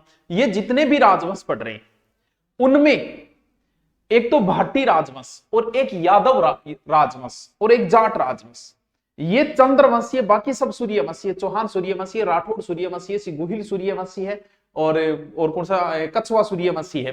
ये क्या है? ये चंद्रवंशी है, क्योंकि ये अपना संबंध, जाट अपना संबंध भगवान कृष्ण से जोड़ते हैं, ये और भाटी अपना संबंध भगवान कृष्ण से जोड़ते हैं, यादव तो भगवान कृष्ण से जोड़ेंगे। तो फिर भगवान कृष्ण चंद्रवंशी थे, भगवान राम सूर्यवंशी थे, वो सब अपना संबंध भगवान राम से जोड़ते हैं। भगवान राम इक्ष्वाकु वंश से जोड़ते हैं गुहिल, अपने ये भगवान कुश के वंशज मानते हैं अपने आप को कछवा, तो वो क्या हो गई? सूर्यवंशी। याद रह जाएगा। ये क्या है? चंद्रवंशी। यदु जो शब्द बना है वो बना है यदु प्लस ए प्रत्यय, यानी यदु की संतान क्या कहलाए? यादव कहलाए। इधर एक जनपद था, जिस जनपद का संबंध भगवान कृष्ण से था वो था सूरसेन, तो ये भी अपना संबंध किससे जोड़ेंगे? सूरसेन जनपद, जिसकी राजधानी मथुरा हुआ करती थी। सूरसेन जनपद का भाग भी आता है हमारे यहाँ। अब एक शासक को पढ़ेंगे, ज्यादा माथापच्ची इसमें करनी नहीं। किसी को ज्यादा डिटेल चाहिए यादव वंश की उत्पत्ति, तो बहुत पहले मैंने एक वीडियो डाला, वो देख लेना। यहां से हम एग्जाम लाइक क्वेश्चन पुटअप कर दें। सबसे पहले ध्यान रहे, यादव जो है वो अपने नाम के आगे क्या लगाते हैं? पाल लगाते हैं। राजपूत अपने नाम के आगे क्या लगाते हैं? सी लगाते हैं। ये क्या लगाते हैं? पाल लगाते हैं, पालने वाले, गायों को पालने वाले। विजयपाल, विजयपाल ने 1040 ईस्वी में करौली के यादव वंश की स्थापना की। आलियो जी, कितना? 1040 में, 1040 में अलवर, भरतपुर, धौलपुर, करौली, ये रही करौली। विजयपाल, विजय हासिल कर लिया ने और यादव वंश की स्थापना कर दी। इसने अपनी राजधानी जो प्रारंभिक बनाई थी बच्चों, वो बनाई थी बयाना। जो वर्तमान के अंदर पड़ता है भरतपुर के अंदर। बयाना राजधानी और राजा रहेगा तो फिर दुर्ग भी बनवाएगा, और ये जो बयाना दुर्ग है वो भी इसने ही बनाया था। बयाना दुर्ग भी किसने बनाया है? विजयपाल ने। सबसे पहले विजय हुई और कितना में हुई? 1040। विजयगढ़ी भी बोलते हैं इसे। बयाना दुर्ग जो है किसने बनवाया? विजयपाल। यादव वंश का संस्थापक विजयपाल। विजय करी 1040 और यादव वंश का संस्थापक। प्रारंभिक राजधानी क्या बनाई इसने? बयाना, और बयाना को दुर्ग भी बनवाया इसी ने। उसके बाद में, विजय के बाद में आता है तिम्मनपाल। तिम्मनपाल ने करौली में एक दुर्ग बनवाया जिसका नाम था तिम्मनगढ़। इसने कौन सा दुर्ग बनवाया? इसने तिम्मनगढ़ दुर्ग बनवाया। विजयपाल ने विजय हासिल की, तिम्मन और बयाना दुर्ग बनवाया। इसने कौन सा दुर्ग बनाया? तिम्मनपाल ने तिम्मनगढ़ दुर्ग। तिम्मनपाल के बाद में शासक बनेगा अर्जुनपाल। बस एक एक बातें टाबरो लिखता जाओ, साथ साथ में हिखता जाओ, लिखता जाओ, ताकि समस्या ही खत्म हो जाएगी। आगे जो शासक बनेगा अर्जुनपाल। अर्जुनपाल ने 1348 ईस्वी में एक नया नगर बसाया, कल्याणपुर। सर ये कौन सा नगर है? वर्तमान में तो है ही नहीं, बिल्कुल बच्चे, वर्तमान में नहीं है। वर्तमान में आप इसे करौली बोलते हो। और इसी ने करौली में सिटी पैलेस का भी निर्माण करवाया। किसने? अर्जुनपाल। किसने? City Palace. पांडवा में अर्जुन की वजह कल्याण हुई, क्योंकि कल्याणपुर करौली किसने बसाया? ये इंपॉर्टेंट पर्सन है, याद रखना पड़ेगा आपको। तो करौली किसने बसाया है? अर्जुनपाल ने। सबसे पहले विजयपाल, जिसने विजय हासिल की यादवों की, और यादव वंश का संस्थापक। ठीक है, 1040। और ये अर्जुन की वजह से पांडवों का कल्याण हुआ। तो कल्याणपुर का मतलब करौली, कल्याणपुर बोलना में जोरा, करौली बोलना में इजी रहे। तो कल्याणपुर नगर भी किसने बसाया है? अर्जुनपाल ने। वाह सर क्या बात है। इसके बाद में शासक बना है धर्मपाल। धर्मपाल सेकंड। और इस बंदे ने करौली को अपनी राजधानी बनाई। बड़ी ही काम की बात है। धर्मपाल सेकंड ने करौली को, ये प्रश्न आया था अभी, धर्मपाल सेकंड ने करौली को क्या बनाई है? राजधानी बनाई है, याद रखियो। इंगे बाद में टाबरो शासक है गोपाल पाल। गोपाल पाल। गोपाल पाल जो था ये अकबर के समकालीन था। अब जब अकबर के समकालीन होगा तो अकबर तो अधीनता स्वीकार करवाएगा। अण आदमी अकबर री अधीनता स्वीकार करी। गोपाल माने भगवान कृष्ण। कृष्ण को बोलते हैं मदन। मेरो मदन गोपाल है। निर्माण करवाया इसने मदन मोहन मंदिर का। मदन मोहन मंदिर। वाह जी वाह सर क्या बात है। करौली को इतिहास तो बहुत इजी है, बस थे पढ़े को नहीं, कभी इजी में कोई कमी को नहीं है टाबरो। Now we are the read next शासक। दोबारा मैं रिपीट मार दूंगा, इसका साथ साथ में बस लिखते जाओ। इसका नाम तो तुमने सुना ही होगा, हरबख्श पाल। कन्फर्म सुना है आपने। 9 नवंबर 1817 ईस्ट इंडिया कंपनी से संधि की, और संधि करने वाली प्रथम रियासत करौली।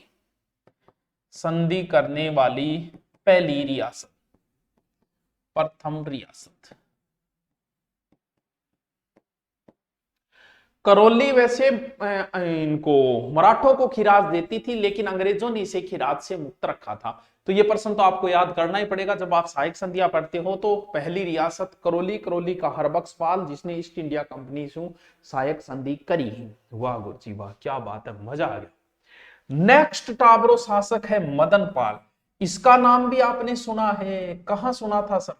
आपने सुना था कि कोटा का विद्रोह दबाने में करौली शासक मदन पाल ने सहायता की। अंग्रेजों ने इसके तोपों की सलामी जो है 13 से बढ़ाकर 17 कर दी, और राम सिंह की 17 से घटाकर 13 कर दी। वाह सर पढ़ा था हमने, वही है 1857 की क्रांति के समय करौली का शासक।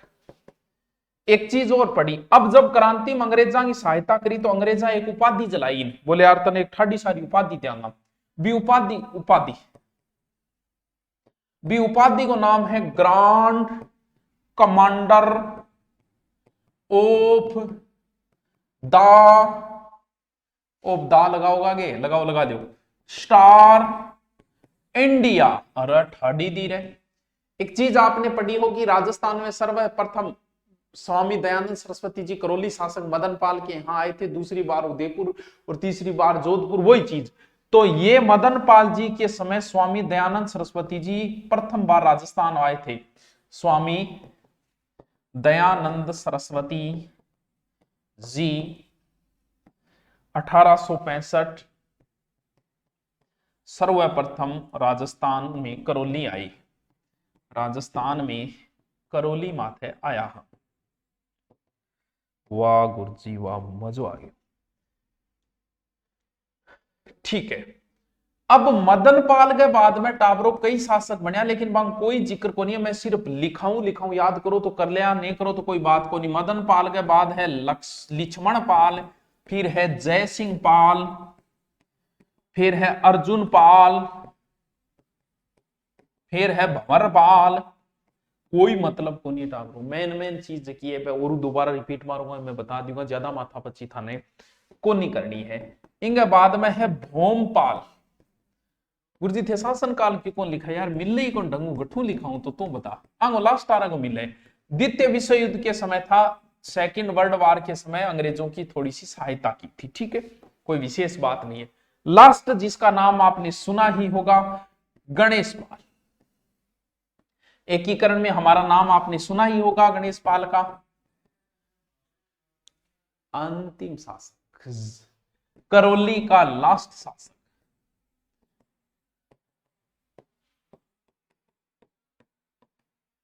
उन्नीस 1940 में इसने करौली में नया संविधान लागू किया था।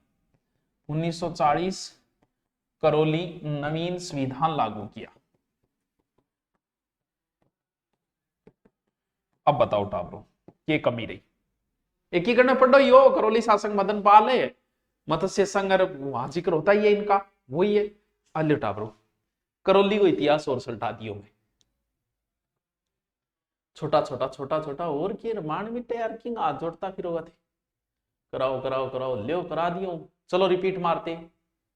सबसे पहले विजय हासिल की, और विजय पाल ही करौली के यादव वंश का संस्थापक है, 1040 और इसने क्या बनवाया, बयाना दुर्ग बनवाया। उसके बाद में तिम्मन पाल है, जिसने तिम्मनगढ़ का दुर्ग बनाया। फिर है अर्जुन पाल, अर्जुन ने कल्याण किया, कल्याणपुर कस्बा बसाया 1300, जो करौली नाम से जाना जाता है, एक सिटी पैलेस बनाया। धर्मपाल ने करौली को राजधानी बनाई। फिर हरबख्श पाल अंग्रेजों की सहायक संधि करने वाले प्रथम हरबख्श पाल 9 नवंबर 1817। फिर है मदन पाल क्रांति के समय, और एक इसको उपाधि है grand commander of India, star of India, याद रख लिए थे। स्वामी दयानंद सरस्वती जी इसके समय प्रथम बार 1865 करौली आए थे। और इसके बाद में आगे शासक लास्ट गणेश पाल। बस बस आगे वाला और देख लेंगे। चलो नेक्स्ट और देख देते हैं, झालावाड़ वाला छोटा सा और देख लेते हैं। कुछ बचे ही ना, आप इनको सबको नोट्स अलग से बना के सेपरेट छोड़ देना, आपकी समस्या ही खत्म। बाकी बड़े राजवंश है वो आपको यूट्यूब पे सब जगह मिल ही जाएंगे, कोई टेंशन नहीं है। ये देखो झालावाड़ का झालावंश, झालावाड़ रो झालावंश, झालावाड़ घटे आप बताने की जरूरत है ही को नहीं।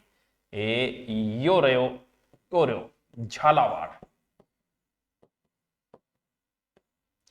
एकमात्र ऐसी रियासत, ओनली फॉर वन, सिर्फ और सिर्फ एकमात्र ऐसी रियासत जिसे अंग्रेजों ने बनाया था। इसे अंग्रेजों ने 1837 में 37 और 17 परगने अलग करके किससे, कोटा से अलग रियासत बनाई, और अंग्रेजों ने इसे अप्रैल 1838 में मान्यता दे दी थी। एकमात्र ऐसी रियासत जो अंग्रेजों ने बनाई 1838, अंग्रेजों द्वारा बनाई गई एकमात्र रियासत, कोटा से 17 परगने अलग करके झालावाड़ को बनाया 37, 17, 38 में मान्यता। और मान्यता देता ही वो विवाद हो, वो आप पीछे थोड़ा बहुत देख चुके हैं। और 18 शासक जगह है आपका नाम का आगे लगाओगे, राज राणा मदन सिंह, वो है झाला जालम सिंह रो पुत्र। शासन काल अगर देखें तो 1838 से 45। झाला मदन सिंह झाला जालम सिंह रो पोतो है, पोतो माने पोत्र है।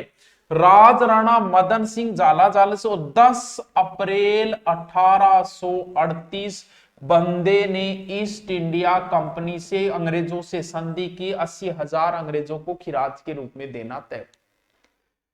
झालावाड़ के झाला मस का संस्थापक झाला मदन सिंह झाला जालम सिंह को बोतो है 1838, और इसने ईस्ट इंडिया कंपनी से, सबसे अंत में ये वैसे 1838 में, वैसे सिरोही है, सिरोही का शिव सिंह। ठीक है, इंग बाद में बनियो राज राणा पृथ्वी सिंह, कौन है? पृथ्वी सिंह, 1845 से 75, और 45-75 के बीच में 57 आवे, तो 1857 के समय, 1857 क्रांति के समय झालावाड़ का शासक, आपको पता है तांतिया ने इसे हराकर झालावाड़ पे कब्जा किया था, वही पृथ्वी सिंह है ये। तो बस यही चीजें मैंने यहां से, एक तो संस्थापक, पहला संस्थापक आपके आराम से याद रह जाएगा, झाला मदन सिंह झाला जालम सिंह को पोतो 17 परगने 1838। फिर क्रांति आ गई, क्रांति में था याद करना ही पड़ेगा, कौन है? पृथ्वी सिंह। ठीक है, इसके बाद में आगे जो शासक बना है वो है फिर राज राणा जालिम सिंह। ये है, बस साथ साथ में नोट्स बनाता रहिए। 75 से लगभग 96 इसने अंग्रेजों से नमक समझौता किया। नमक समझौता कब? 1881। बस इतनी बात, और कोई बात इसकी नहीं है। नेक्स्ट है, कितने नंबर? जितने भी नंबर। नेक्स्ट है राज राणा, रारा लिख देता हूं मैं, ठीक है, राज राणा भवानी सिंह, भवानी सिंह 1899 टू 1929। इसके समय ब्रिटिश कलदार के सिक्के चलने प्रारंभ हुए थे 1901 में। ठीक है, और 1911 इसके बीच में आता है। 1911 के ये दिल्ली दरबार में भी गया था। ठीक है जी, बस लिखते जाओ, साथ साथ में नोट्स बनाना है। तो राज राणा राजेंद्र सिंह 1899 टू 1929। और टावरो पढ़ियो लिखियो, मेयो कॉलेज में पढ़ेड़ो। एक बार एक प्रदर्शनी लागी, कट लागी गुरुजी, लखनऊ में, और भी लखनऊ लेख है नए नौ, लखनऊ प्रदर्शनी में बठे एक लकड़ी को, लड़की नहीं लकड़ी, एक लकड़ी को भवन खरीदियो, और वो भवन लिया झालावाड़, और बिन बोले कि काठ का रैन बसेरा। राजस्थान में एकमात्र काठ का रैन बसेरा कहां है? झालावाड़। कौन लेके आया था? राजेंद्र सिंह, काठ का रैन बसेरा। राजेंद्र सिंह काठ का रैन बसेरा। ये कविताएं लिखते थे सुधारक नाम से, सुधारक नाम से, इनका उपनाम है सुधारक। और इन्होंने सार्वजनिक मंदिरों में हरिजनों का प्रवेश प्रारंभ कर दिया था। लास्ट शासक राज राणा हरिश्चंद्र 1943 से 48, ये अंतिम शासक है। ध्यान रहे, बड़ा ही इंपॉर्टेंट प्रश्न, किस रियासत के राजा ने प्रजामंडलों को संरक्षण दिया था? तो वो हमारे हरिश्चंद्र जी थे। कहां के? झालावाड़ के। यानी प्रजामंडलों का समर्थन करने वाले एकमात्र, प्रजामंडलों का समर्थन करने वाले, संरक्षण देने वाले एकमात्र शासक झालावाड़, प्रजामंडलों का संरक्षण देने वाले एकमात्र, और झालावाड़ के अंतिम शासक। आज जी झालाराज मसीद कंप्लीट। नाउ छोटा सा एक और बचा है, 2 और बच रहे हैं वैसे तो आगे वाला है अलवर का इतिहास। अलवर में राजपूतों का ही शासन था। ये कछवाहों की एक शाखा थी। ठीक है, अलवर सालो क्षेत्र, इधर वाला क्षेत्र जो है अलवर भरतपुर। अलवर का नाम कैसे पड़ा होगा? ये बोलता है आपका कन्नीगम। कन्नीगम ये कहता है कि यहां एक जाति रहती थी सालू, इसीलिए इसका नाम था सालूपुर। सालूपुर से हुआ सलवर, सलवार नहीं सलवर, सलवर मोयो होयो हलवर, और हलवर मोयो अलवर। अरे गुरुजी यहाँ के करो, अरे तो कोई 2 मिनट में बने मत, 3 सेकंड में बताया, 3 सेकंड की प्रोसेस को, कई वर्षों की प्रोसेस है ये। सालों जाती रहती थी, उसकी वजह से हो गया होगा। चलो ठीक है। यानी जयसिंह ने कल्याण सिंह को माचेड़ी की जागीर दी थी। और अब एक एक शासक, जिसमें इंपोर्टेंट चीज हम बाहर निकाल लेते हैं, काम की चीज। मक्खन मक्खन नाग रहना, अच्छा छोड़ देंगे, ठीक है। देखो सबसे पहले हम नाम लेते हैं प्रताप सिंह, नरुका शाखा थी वैसे यहां की। प्रताप सिंह 1775 से 90, नरुका शाखा है। इसके पिता का नाम मोहब्बत सिंह नरुका था। नरुका कौन से, नरु के वंशज नरुका है जो इनमें कछवाहों में थे। कछवाहों में शेखा के वंशज शेखावत कहलाए, कछवाहों में नरु के वंशज नरुका कहलाए, ठीक है। तो ये है प्रताप सिंह नरुका। 1775 75 में अलवर राज्य की स्थापना की। अलवर का एक दुर्ग है राजगढ़ दुर्ग, कौन सो, राजगढ़, एक राजगढ़ मारचूरुम भी है, राजगढ़ दुर्ग 1770 में। एक तो राजगढ़ दुर्ग प्लस एक टहला दुर्ग, ये दोनों भी किसने बनवाए हैं, ये दोनों भी भाइयों प्रताप सिंह ने ही बनवाए हैं, राजगढ़ दुर्ग और टहला दुर्ग। फिर इसने 1772 के अंदर मालखेड़ा दुर्ग बनवाया, कौन सा दुर्ग, मालखेड़ा दुर्ग, मालखेड़ा दुर्ग प्लस बलदेवगढ़ दुर्ग। बड़ा बनाए गुरु जी, बनाना ही पड़ेगा, नयो नयो आदमी आए हुए। बलदेवगढ़ दुर्ग, इन्हें प्रताप सिंह को एक उपाधि है मुगल बादशाह ने दी, कौन सी उपाधि है, राव राजा बहादुर, 5000 की मनसबदारी सहित ये एक उपाधि है। बाद में ये माचेड़ी का स्वतंत्र शासक बन गया था 1775 में, माचेड़ी का स्वतंत्र शासक बन गया। माचेड़ी कहां पड़ता है वर्तमान में, अलवर।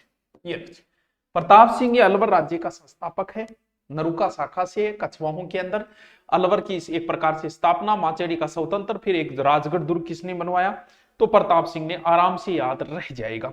नौ दूसरा है बख्तावर सिंह, बख्तावर सिंह 1790 से 1815। एक युद्ध हुआ था लसवाड़ी का युद्ध, मराठा और अंग्रेजों के बीच में, कौन सा, लसवाड़ी, सरकत 1803 में।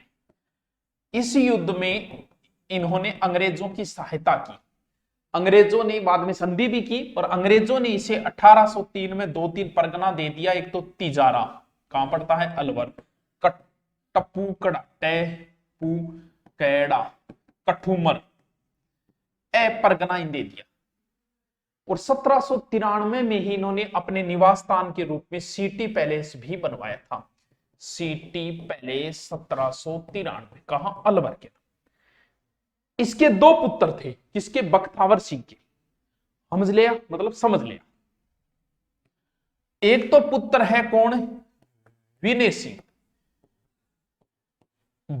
भतीजो है एक प्रकार से, ठीक है। दूसरा पुत्र है बलवंत सिंह, बैलवंत सिंह, ये पासवान रानी का पुत्र था। अंग्रेजा बोला दोनों ही राजा बन जाओ, बोले यार यहाँ थोड़ी एक तलवार में दो नहीं, एक म्यान में दो तलवार थोड़ी समाओगी, दोनों राजा क्या बनाओ, बोल तो क्या करा, बोल बलवंत सिंह ने नाका भेज दो। बलवंत सिंह को अलग से ठिकाना दिया नीम राणा प्लस तिजारा, और नीम राणा अलवर से पृथक होकर एक अलग से ठिकाना बनाया गया, जो हमने पढ़ाई था आजादी के समय 3 ठिकाने थे, जिसमें एक नीम राणा भी था। बाद में शासक नया कौन बन गया, विनय सिंह, ये भी इंपॉर्टेंट है, बस साथ साथ में लिखता जाओ शॉर्ट में। विनय सिंह 1815 से 57, कौन है, बख्तावर सिंह का भतीजा, अलग से बना। इसने एक दुर्ग बनवाया है विनय सिंह ने, कौन सा, रघुनाथगढ़ दुर्ग, रघुनाथगढ़ दुर्ग। किस लिए बनवाया, क्योंकि अलवर साइड में कौन सी जाति है, मेव जाति, मेव जाति सुरक्षा हेतु एक दुर्ग बनवाया है रघुनाथगढ़ दुर्ग।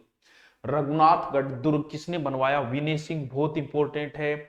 और क्या इंपॉर्टेंट है, और भाई साहब बहुत इंपॉर्टेंट है, मूसी महारानी की छतरी 80 खंबाई, मूसी महारानी छतरी बहुत इंपॉर्टेंट। और क्या देखना रहा अलवर में, सिली सेठ, सिली सेठ पैलेस भी इसी बंदे ने बनवाया था। और विनय सिंह का जिक्र होगा 1857 की क्रांति, तो क्रांति के समय भी शासक कौन था, यही था विनय सिंह। की तीनों बातें इंपॉर्टेंट है, क्रांति के समय मृत्यु होती है 57 के अंदर। रघुनाथगढ़ दुर्ग बनवाया है मेव जाति की सुरक्षा हेतु, और मूसी महारानी तो बहुत बहुत बहुत इंपॉर्टेंट है, याद ही कर लियो, मूसी विनय, मूसी विनय, विनय सिंह, मूसी महारानी और सिली सेठ। देखिए झील बहुत शानदार है, मैं ज्यादा डिटेलिंग एक बार करूंगा नहीं, बहुत लंबा वीडियो है वो, शॉर्ट में थे सल्टा लो, फिर बीच बीच में आपा करता जाऊंगा, बाद में आपा टेबी लगू। अगलो शासक है शिवदान सिंह। शिवदान सिंह 1857 से लगभग 74। अल्पवयस्क था, जल्दी मृत्यु हो गई, कोई विशेष बात शिवदान सिंह की नहीं है। फिर है मंगल सिंह 1874 से 92। इसका संरक्षक जो था वो पंडित मनफूल था, ये भी अल्पवयस्क था, ये भी अल्पवयस्क था, याद करो। और इसकी एक उपाधि है, याद करो तो वो कर लेना, महाराजा, जो अंग्रेजों ने दी थी 1888 के अंदर। नेक्स्ट शासक और लास्ट शासक जय सिंह। इनके बारे में तो बड़ी इंटरेस्टिंग कहानी आती है जो मैं आपको सुनाऊंगा। पहले और बातें कर लेता हूं। ये जो है नरेंद्र मंडल जो नाम दिया था ना, वो इन्होंने ही दिया था। 1921 में बना था ना राजाओं का संगठन, वो नरेंद्र मंडल नाम जो दिया था वो इसी ने दिया था। लास्ट शासक बड़ा ही समझदार शासक था जय सिंह। जय सिंह के बारे में कई बातें हैं, इंपॉर्टेंट लास्ट यही है। कौन? जय सिंह। जय सिंह ने क्या किया? और नरेंद्र मंडल और प्रथम गोलमेज में भी गया था ये। प्रथम गोलमेज, हिंदी भाषा को बड़ा स्थान दिया। अलवर के अंदर उर्दू की जगह हिंदी भाषा को मान्यता दी इन्होंने। जब अलवर में आंदोलन हुए थे, निमुचना हत्याकांड, उस समय अंजुमन खादिमुल इस्लामिक संस्था की मांग रखी है, नाम रट लेना, अंजुमन खादिमुल इस्लामिक संस्था पूछेड़ी अलवर में। और निमुचना हत्याकांड जो हुआ था 1925, उसके समय शासक यही थे। जयसमंद बांध, जयसमंद झील नहीं, जयसमंद बांध अलवर में है, इन्होंने बनाया था। प्रेम सिंधु बांध, मंगलसर बांध, मानसरोवर बांध, विजय सागर बांध, ये सारा का सारा जय सिंह का ही बनाया है। अब जय सिंह को संबंधित एक बड़ी ही इंटरेस्टिंग कहानी, क्या कहानी आती है जय सिंह की, देखो। ये गए हुए थे लंदन, कोई होटल में रुक रहा हो गया, और होटल में जस्ट रुक रहा भी, जस्ट सामने ही कोई रोल्स रॉय को शोरूम, क्या नाम लिया मैंने? रोल्स रॉय। भाई साहब, पुरुष की एक सपना होता है, आप भी अभी नहीं, जिस दिन आप नौकरी लगोगे, बड़े आदमी को इतना सपना घर बनाने का नहीं होता, उससे ज्यादा सपना होता है एक शानदार गाड़ी लाने का। हर व्यक्ति का सपना होता है, कोई ब्रांडेड का देख लेता है, कोई छोटी मोटी गाड़ी का देख लेता है। रोल्स रॉय तो भाई साहब लाना तो दूर की बात, इसे देखना भी सपना है बहुत से लोगों का, तो देखना, लाना तो दूर की बात, बैठ जाओ वो भी बड़ी बात होगी। जिस दिन रोल्स रॉय में बैठो, फोटो भेजना मेरे पास, मैंने देखी जरूर बैठ के, मैंने ही नहीं देखी, क्योंकि 5 करोड़ 6 करोड़ से तो इसकी शुरुआत होती है, तो गिनी चुनी गाड़ियां हैं, कहीं रोल्स रॉय है तो। रोल्स रॉय के शोरूम के जस्ट सामने इनका होटल था, तो राजा जी ऐसे ही पहन रखा होगा पजामा पजामा अपने भारतीय तरह, और रोल्स रॉय के शोरूम में घुस गए। अब भारतीय तो अलग से ही दिख जाता है काला, आपा तो अलग ही दिख जा अभी। अब थे कहते गुरुजी मैं गोरो हूं, लेकिन अंग्रेज के सारे खड़े हैं बेरो पड़ो, तू की तो गोरे। अब जैसे ही घुसे, पूछो भी यार रोल्स रॉय, बोले महाराज मैं नॉर्मल समझियो रोल्स रॉय वो मेड़ो को नहीं, आपने बाहर चलो, बाहर चलो। राजा जी को बाहर निकाल दिया। राजा जी ने बात को सीरियस ले लिया, बात पूरी दिल पे लग गई। भाई साहब ने तो पूरा दिल पे ले लिया, लेना ही था बेइज्जती। बेइज्जती का बदला लेने का अपना अपना अलग अलग तरीका होता है, लेकिन इन्होंने जो बेइज्जती का बदला लिया वो सर्वोत्तम और सर्वश्रेष्ठ तरीका बताया गया है। बस गीता और महाभारत में लिखना रह गया था, क्योंकि बाद में हुई थी। तो एक बार एक वो अखबार में एक न्यूज आई थी, एक आशिक ने पूरा सिनेमा हॉल खरीद लिया वैलेंटाइन डे के दिन, बोल किसी को नहीं मनाने दूंगा। हो सकता है उसकी भी कहीं बेइज्जती हुई हुई। फिल्म है ना अमिताभ की कौन सी, उसमें पूरा पूरा होली बुक कर लेते, वो डांसर आती है होली बुक कर लेते, वाह आवे बोले और घटे आप पूरा खरीद लियो नाच अब मेरे सामने। तो वो बात है, तो अलग अलग बेइज्जती का बदला लेने का अलग अलग तरीका है। अब महाराज ने तुरंत होटल में आए, अपने प्रधानमंत्री को कहा होगा कि फोन करो रोल्स रॉय में, कहो कि राजा जी आ रहे। जैसे राजा जी का नाम सुना, कालीन वालीन बिछा के शानदार गुब्बारा गुब्बारा लगाई, तैयार करे, वो राजा जी आ। राजा जी आए, अच्छा स्वागत किया। राजा जी के मन में तो और ही चाद रहे, बोलो भाई ये बताओ कितनी गाड़ियां हैं तुम्हारे पास, how many cars in showroom? Rolls Royce 6 या 7 थी, 6-7 है, करो पैक, सारी की सारी गाल दो। सारी? बोले हाँ सारी गाल दो। तो पेमेंट फोन पे, कैश या ट्रांसफर? बोल नगदी दूंगा। नगदी पैसे दिए। वहां से चलाने वाला एक ड्राइवर भी है, कहते हैं कि साथ में बोल भेज दियो एक। जैसे ही यहां आए, उसकी फोटो भी मिल जाएगी आपको, जैसे ही यहां आए गाड़ी उतारी। अब आज भी गाड़ी को देखना लोगों का सपना है यार, रोल्स रॉय। उस समय 1900 लगभग, ये जो बात है वो लगभग मान के चलो 1920 की बात है। और आते ही आगे 4 झाड़ू लगाई, 2 झाड़ू ऊपर, एक बढ़िया सो भजन लगा के नगर पालिका में दे दी, बोल बढ़िया तरीको भजन गाता और कचरो डो। रोल्स रॉय गाड़ी कचरा, बात अखबारों में निकली, वो रोल्स रॉय तो इंडिया में कचरा ढोती है। मालिक के पास बात पहुंची, मालिक साहब ने उन्हें तुरंत तार भेजा, रिक्वेस्ट की, बोल महाराज मारू गलती होगी, आगे ध्यान रखाना, कचरो ना उठवाओ, हमारी सेल डाउन आ गई है, टीआरपी सब गिर गई है। तब कहते हैं उन्होंने हटवाया था, बाद में उनको एक गिफ्ट भी दी गई थी। तो बदला लेने का अपना अपना एक अलग तरीका होता है, बदला लो तो इसी प्रकार से लिया जाता है। तो ये बड़ा मशहूर किस्सा रहा है अलवर। और बाद में इन्हें भेज दिया गया था कहां, इन्हें भेज दिया गया था बाद में पेरिस, वहीं उनकी मृत्यु हुई थी। इन्होंने एक हॉस्पिटल भी बनवाया था अलेक्जेंडर, और सरिस्का वैली भी इन्होंने ही बनवाया था। बस ये था अलवर का इतिहास। एक और पढ़ लेते हैं, टोंक, सर नवाबों की नगरी। यस बेटा, टोंक नवाबों की नगरी, नवाबों की नगरी। एक व्यक्ति जिसका नाम आप बहुत सुनते हो, और उसका नाम है अमीर खां पिंडारी। हमारे राजस्थान के राजाओं ने जो सहायक संधियां की थी उसमें मराठा और पिंडारी मेन वजह थे। अमीर खां पिंडारी जो है 1768 से 1834, ये अफगान वंश से था। होलकर की सेना में एक सेना नायक था, वैसे ये अफगान वंश से था। टोंक राज्य का संस्थापक यही है। वो प्रश्न तो कई बार आए। अंग्रेजा ने इन बोले यार ना, इन्हें बिने बाज की लूटपाट मचावे यार, टोंक तू ले ले भाई, 2-3 जागीर आसपास की देगे, ओ भैया निम्बाएड़ा वगैरह देगे, बोले यार तू तू ले ले ले। और इन देगिर एक संधि भी कर ली अंग्रेजा, और 15 नवंबर 1817 में इसने ईस्ट इंडिया कंपनी से संधि भी कर ली थी, और अंग्रेजों ने इसे टोंक का नवाब की उपाधि दी। टोंक का नवाब कौन? अमीर खां पिंडारी। मेन चीज यही है। दूसरा शासक, अमीर खां पिंडारी तो सबके याद है, मेरे याद रहे, ये कृष्णा कुमारी विवाद वगैरह में भी इंटरफेयर करता है, वही है। अगला है मोहम्मद वजीर खां। इसे वजीर खां भी कह देते हैं, कुछ किताबें इसे वजीरुद्दौला भी लिख देती है। वजीरुद्दौला 1834 से 64। 1857 की क्रांति के समय यही था टोंक का नवाब। और बात राजा सबने सहायता की है तो ये भी अंग्रेजों के पक्ष में ही होगा टोंक। इसकी सबसे अच्छी चीज इसने टोंक में क्या बनवाई? सुनहरी कोठी। वाह, ये तो याद ही कर लेना भाई। सुनहरी कोठी कहां है? टोंक में।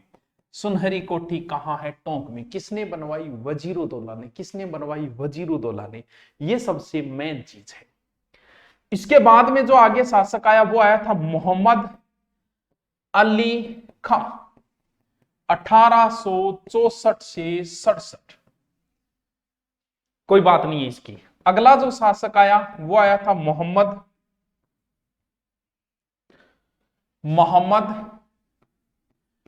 इब्राहिम खां। ये 1867 से 1930 लॉर्ड लिटन और लॉर्ड कर्जन के दरबार में गया था। लॉर्ड लिटन 1800 लगभग 77 और कर्जन 1803 दरबार में गया था। सुनहरी कोठी की दूसरी मंजिल इसने बनवाई थी। सुनहरी कोठी दूसरी मंजिल बनवाई, दूसरी मंजिल बनवाई। चलो ठीक है, याद कर ले बस, मैन चीजें लिख ले, नोट सब तैयार हुआ और के रमान मिटे यार। मोहम्मद शहादत खां, ये था 1930 से 47 विभाजन के समय। यही था, बीच बीच में तो मन किया, लास्ट में बोला मैं भारत में ही रहूंगा। विभाजन के समय था ये। फिर है मोहम्मद फारूक खां। मोहम्मद फारूक खां एकीकरण के समय टोंक का नवाब यही था, मोहम्मद फारूक खां। अले ओले टोंक को इतिहास पूरो 4 बात हेरड ले गया। अब बताओ सारो थे पढ़ लियो, कितो लागे और के लागे, और मैं देखो लगभग पूरो कर दियो, थारी सार मान बैठती है। ओके, थैंक यू, नमस्कार, सत श्री अकाल, गुड इवनिंग। चलो बस सलटावा सारा छोट छोट छोट छोट छोट छोटा है बंगो जमेलो ही खत्म कर दूंगा ठीक कौन पढ़ना आज के बाद में कठी बस ना को लगा दी आऊंगा छोटा छोटा और बच्चे एक दो और करवा दियो था ना फिर और के था मानी मेटती हूँ परमार वंश फिर गुहिल बचेंगे बांसवाड़ा प्रतापगढ़ उस साइड के उनको अलग से करवा दूंगा परमार राजवंश परमार का अर्थ होता है शत्रु को मारने वाला शत्रु को मारने वाला पर माने दूसरों पर माने शत्रु मारने वाला परमार का था शत्रु को मारने वाला इनकी उत्पत्ति कैसे हुई चंद्रवरदाई आपको पता है चंद्रवरदाई जो है वो अग्निकुंड सिद्धांत देता है जिसमें कहता है कि 4 राजपूतों की उत्पत्ति हुई प्रतिहार परमार चालुक्य चौहान यानी इसके अनुसार कैसे हुई है अग्निकुंड से लेकिन बाकी प्रशस्ति जैसे उदयपुर प्रशस्ति पिंगल सूत्रवर्ती तेजपाल अभिलेख में उत्पत्ति जो बताई गई है वो बताई गई है ब्रह्म छत्र कुलीन परमारों की जो कुल देवी है वो कौन है साथ साथ में बस लिखते जाओ इनकी कुल देवी यानी परमारों की कुल देवी है कालिका माता कालिका माता जिनका प्रसिद्ध मंदिर है धार एमपी के अंदर ठीक है परमारों की कुलदेवी कौन हो गई कालिका माता परमारों की कुलदेवी कौन हो गई कालिका माता आराम से याद रह जाएगी भोती जी है अब देखो ऐसा कहा जाता है इनमें जब भी बच्चे का मुंडन करवाना होता है कहते हैं वो कहां आते हैं बुस्सी जगह है कहां पाली की जहां हनुमान जी का मंदिर है वहीं पर क्या किया जाता है मुंडन हाँ अब ठीक है मोटो चल रही ए तो है छोटी छोटी बात परमार कई जगह में गुजरात में भी है एमपी साइड में भी और राजस्थान में कहां के परमार है आबू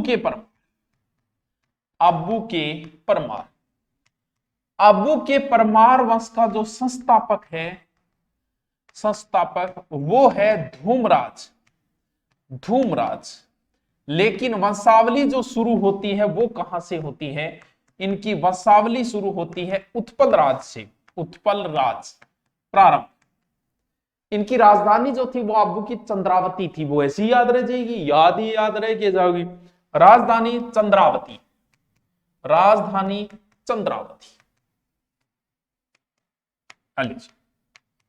अब का शासक है सिर्फ नाम है कोई एक आधे की बात है कंप्लीट है कहानी देखो शासक कौन आयो है धरणी वर्रा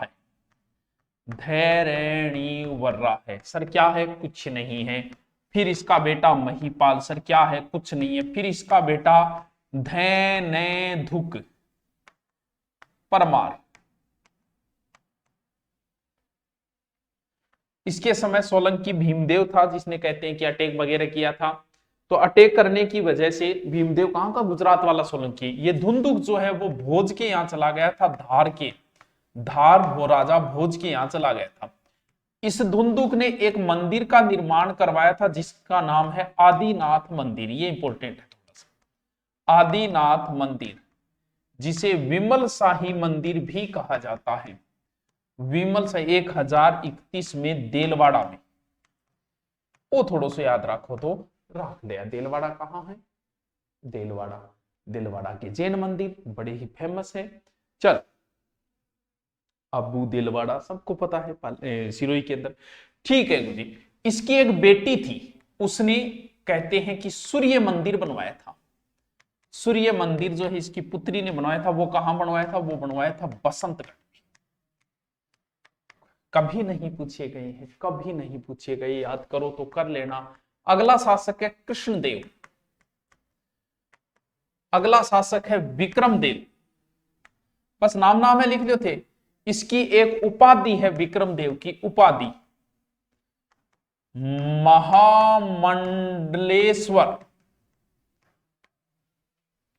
फिर एक थोड़ा सा इंपॉर्टेंट आता है थोड़ा सा जिसका कई बार आप नाम भी सुन लेते हो और जिसका नाम है धारावरस परमार धारावरस 1163 से 1219 मोहम्मद गोनी ने अटैक किया था 1166 में गुजरात के भीमदेव पर बाद में आया था मोहम्मद गोरी पृथ्वीराज पे अटैक उस समय गुजरात के भीमदेव की सेना का मुख्य नेतृत्व इसी ने किया था गोरी के विरुद्ध इसने मंदाकिनी कुंड बनवाया था। ध्यान देखो, एक कुंड है मंदाकिनी कुंड कहां है? अचलेश्वर में। इसके पास में इसी धारावर्ष की एक मूर्ति लगी है, उसके जस्ट सामने छेद करेड़ा और 3 भैंसांगा चित्त ला गया। जब बोले एक ही तीर में 3 भैंसा मां कर काट दिए तो बोलो बहुत ही फेमस हो, तो वो थोड़ा सा याद रखो तो राख लिया जगह नाम वो धारावर्ष। धारावर्ष का एक दरबारी था जिसका नाम था सोमेश्वर। इसने कीर्ति कौमुदी की रचना की थी। कीर्ति कौमुदी। इसका एक बेटा था प्रहलाद जिसने पालमपुर बसाया था। पालमपुर कौन सा? गुजरात। बस छोटी सी बात है, याद रह जैसी यही। हाँ गुरु जी रह रहा जैसी। चलो लिखता जाओ, बस याद की कौन बात रिपीट मार लिए थे थारो। फिर है सोम सिंह।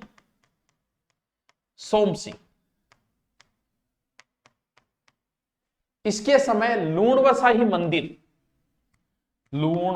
मंदिर, इस मंदिर को इसके वास्तुपाल जो थे ना वो थे तेजपाल। वास्तुपाल लिखो, वास्तुपाल तेजपाल बनाने वाले।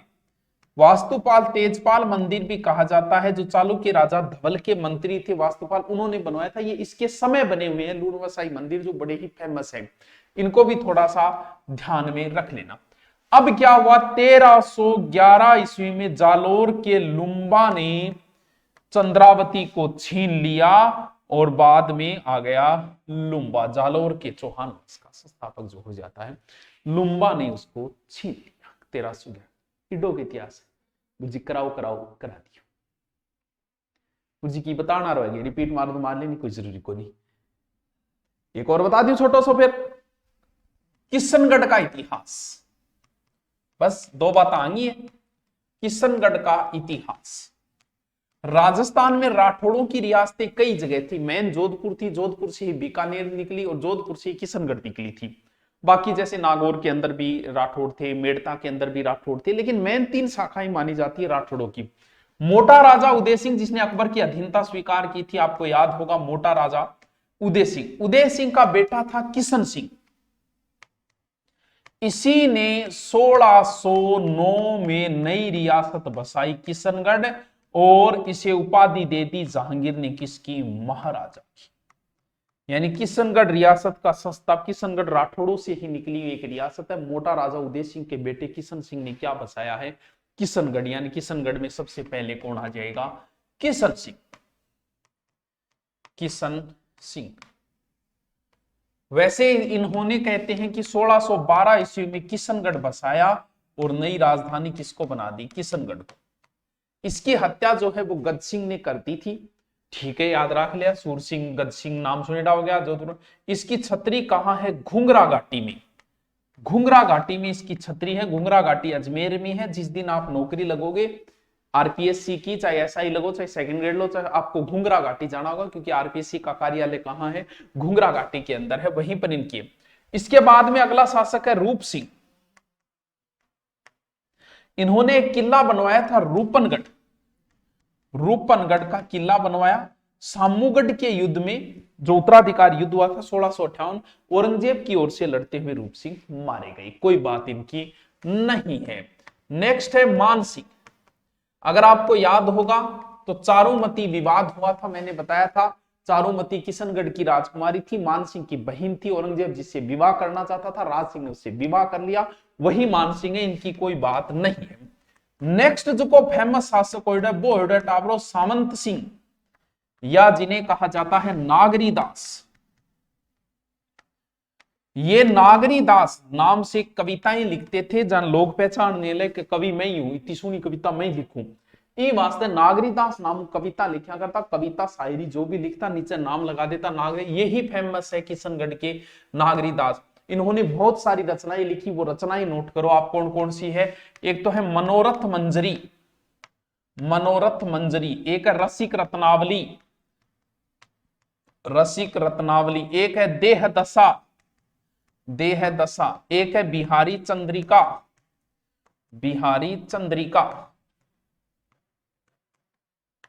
इनकी सभी रचनाएं जो है वो नागर समुच्चय के अंदर संग्रहित है। सभी रचनाएं कहां है? नागर समुच्चय के अंदर। सभी रचनाएं नागौर समुच्चय के अंदर संग्रहित है इनकी। और इनकी एक प्रेसी थी बनी ठनी रसिक प्रिया जिसे कहा जाता है। बनी ठनी से बड़ा प्रेम करते थे, प्रेम के अंदर कुछ ना कुछ फोटो वोटो होनी जरूरी है। इन्होंने अपनी प्रेमिका की फोटो बनवाई किससे, निहाल चंद से। निहाल चंद इतनी शानदार बनाई कि सगड़ा न्याल करियो, अपाने भी करियो, इतनी सुनी बना गे। बनी ठनी जिसे भारत की मोनालिसा कहा जाता है, जो आप चित्रकला के अंदर पढ़ते हो, मोनालिसा वो इन्हीं के समय का प्रसिद्ध चित्र था। सामंत सिंह के समय एग्जाम में बहुत बार पूछे, बहुत इंपॉर्टेंट है। चलो, बाद में ये कृष्ण जी के भक्त थे, वृंदावन चले गए थे। इसके बाद में आगे जो शासक बना वो था कल्याण सिंह। कल्याण सिंह ने फिर कल्याण किया। कैसे किया, इन्होंने 7 अप्रैल 1818 ईस्ट इंडिया कंपनी से संधि कर ली और अंग्रेजों ने इन्हें खिराज से मुक्त रखा, क्योंकि किशनगढ़ मराठों को भी खिराज नहीं देती थी। सबसे इंपॉर्टेंट, किशनगढ़ का वह शासक जिसने ईस्ट इंडिया कंपनी से संधि की वो थे कौन थे, कल्याण सिंह। 7 अप्रैल 1818।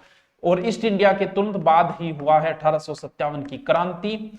अगला शासक पृथ्वी सिंह, तो 1857 की क्रांति के समय किशनगढ़ का शासक। और फिर लास्ट आ जाता है सुमेर सिंह। इन्हें आधुनिक साइकिल के पोलो पिता कहा जाता है। आधुनिक साइकिल के पोलो पिता। पोलो का घर कौन सा है, जोधपुर। पोलो खेलते समय किस शासक की मृत्यु हुई, जयपुर के मानसिंह की। यानी इन्हें कहा जाता है आधुनिक साइकिल पोलो पिता। और एकीकरण के समय, आजादी के समय यही थी, एकीकरण के समय। तो टाबरो मैं तो बहुत कुछ करवा दी। अब लास्ट तक थे देखियो या कौन देखियो, ये चीज को भी मैं कंफर्मेशन कैंडअप करूं तो फिर कोई प्रश्न करके ही कर सकूं मैं तो, और तो क्या कर सकूं। प्रश्न ये है कि मोनालिसा चित्र किसने बनवाया था, वो मोनालिसा जो फेमस है, जिसकी तुलना हमारी बनी ठनी से होती है। तो पता चले कि लास्ट तक किसी ने देखा या नहीं देखा, वो कमेंट के आधार पे ही चलेगा। और 2-3 गुहिल बच्चे वो और सल्टा दूंगा जल्दी। थारो रास्ता ना इतिहास कंप्लीट, छोट से कंप्लीट। Okay, thank you.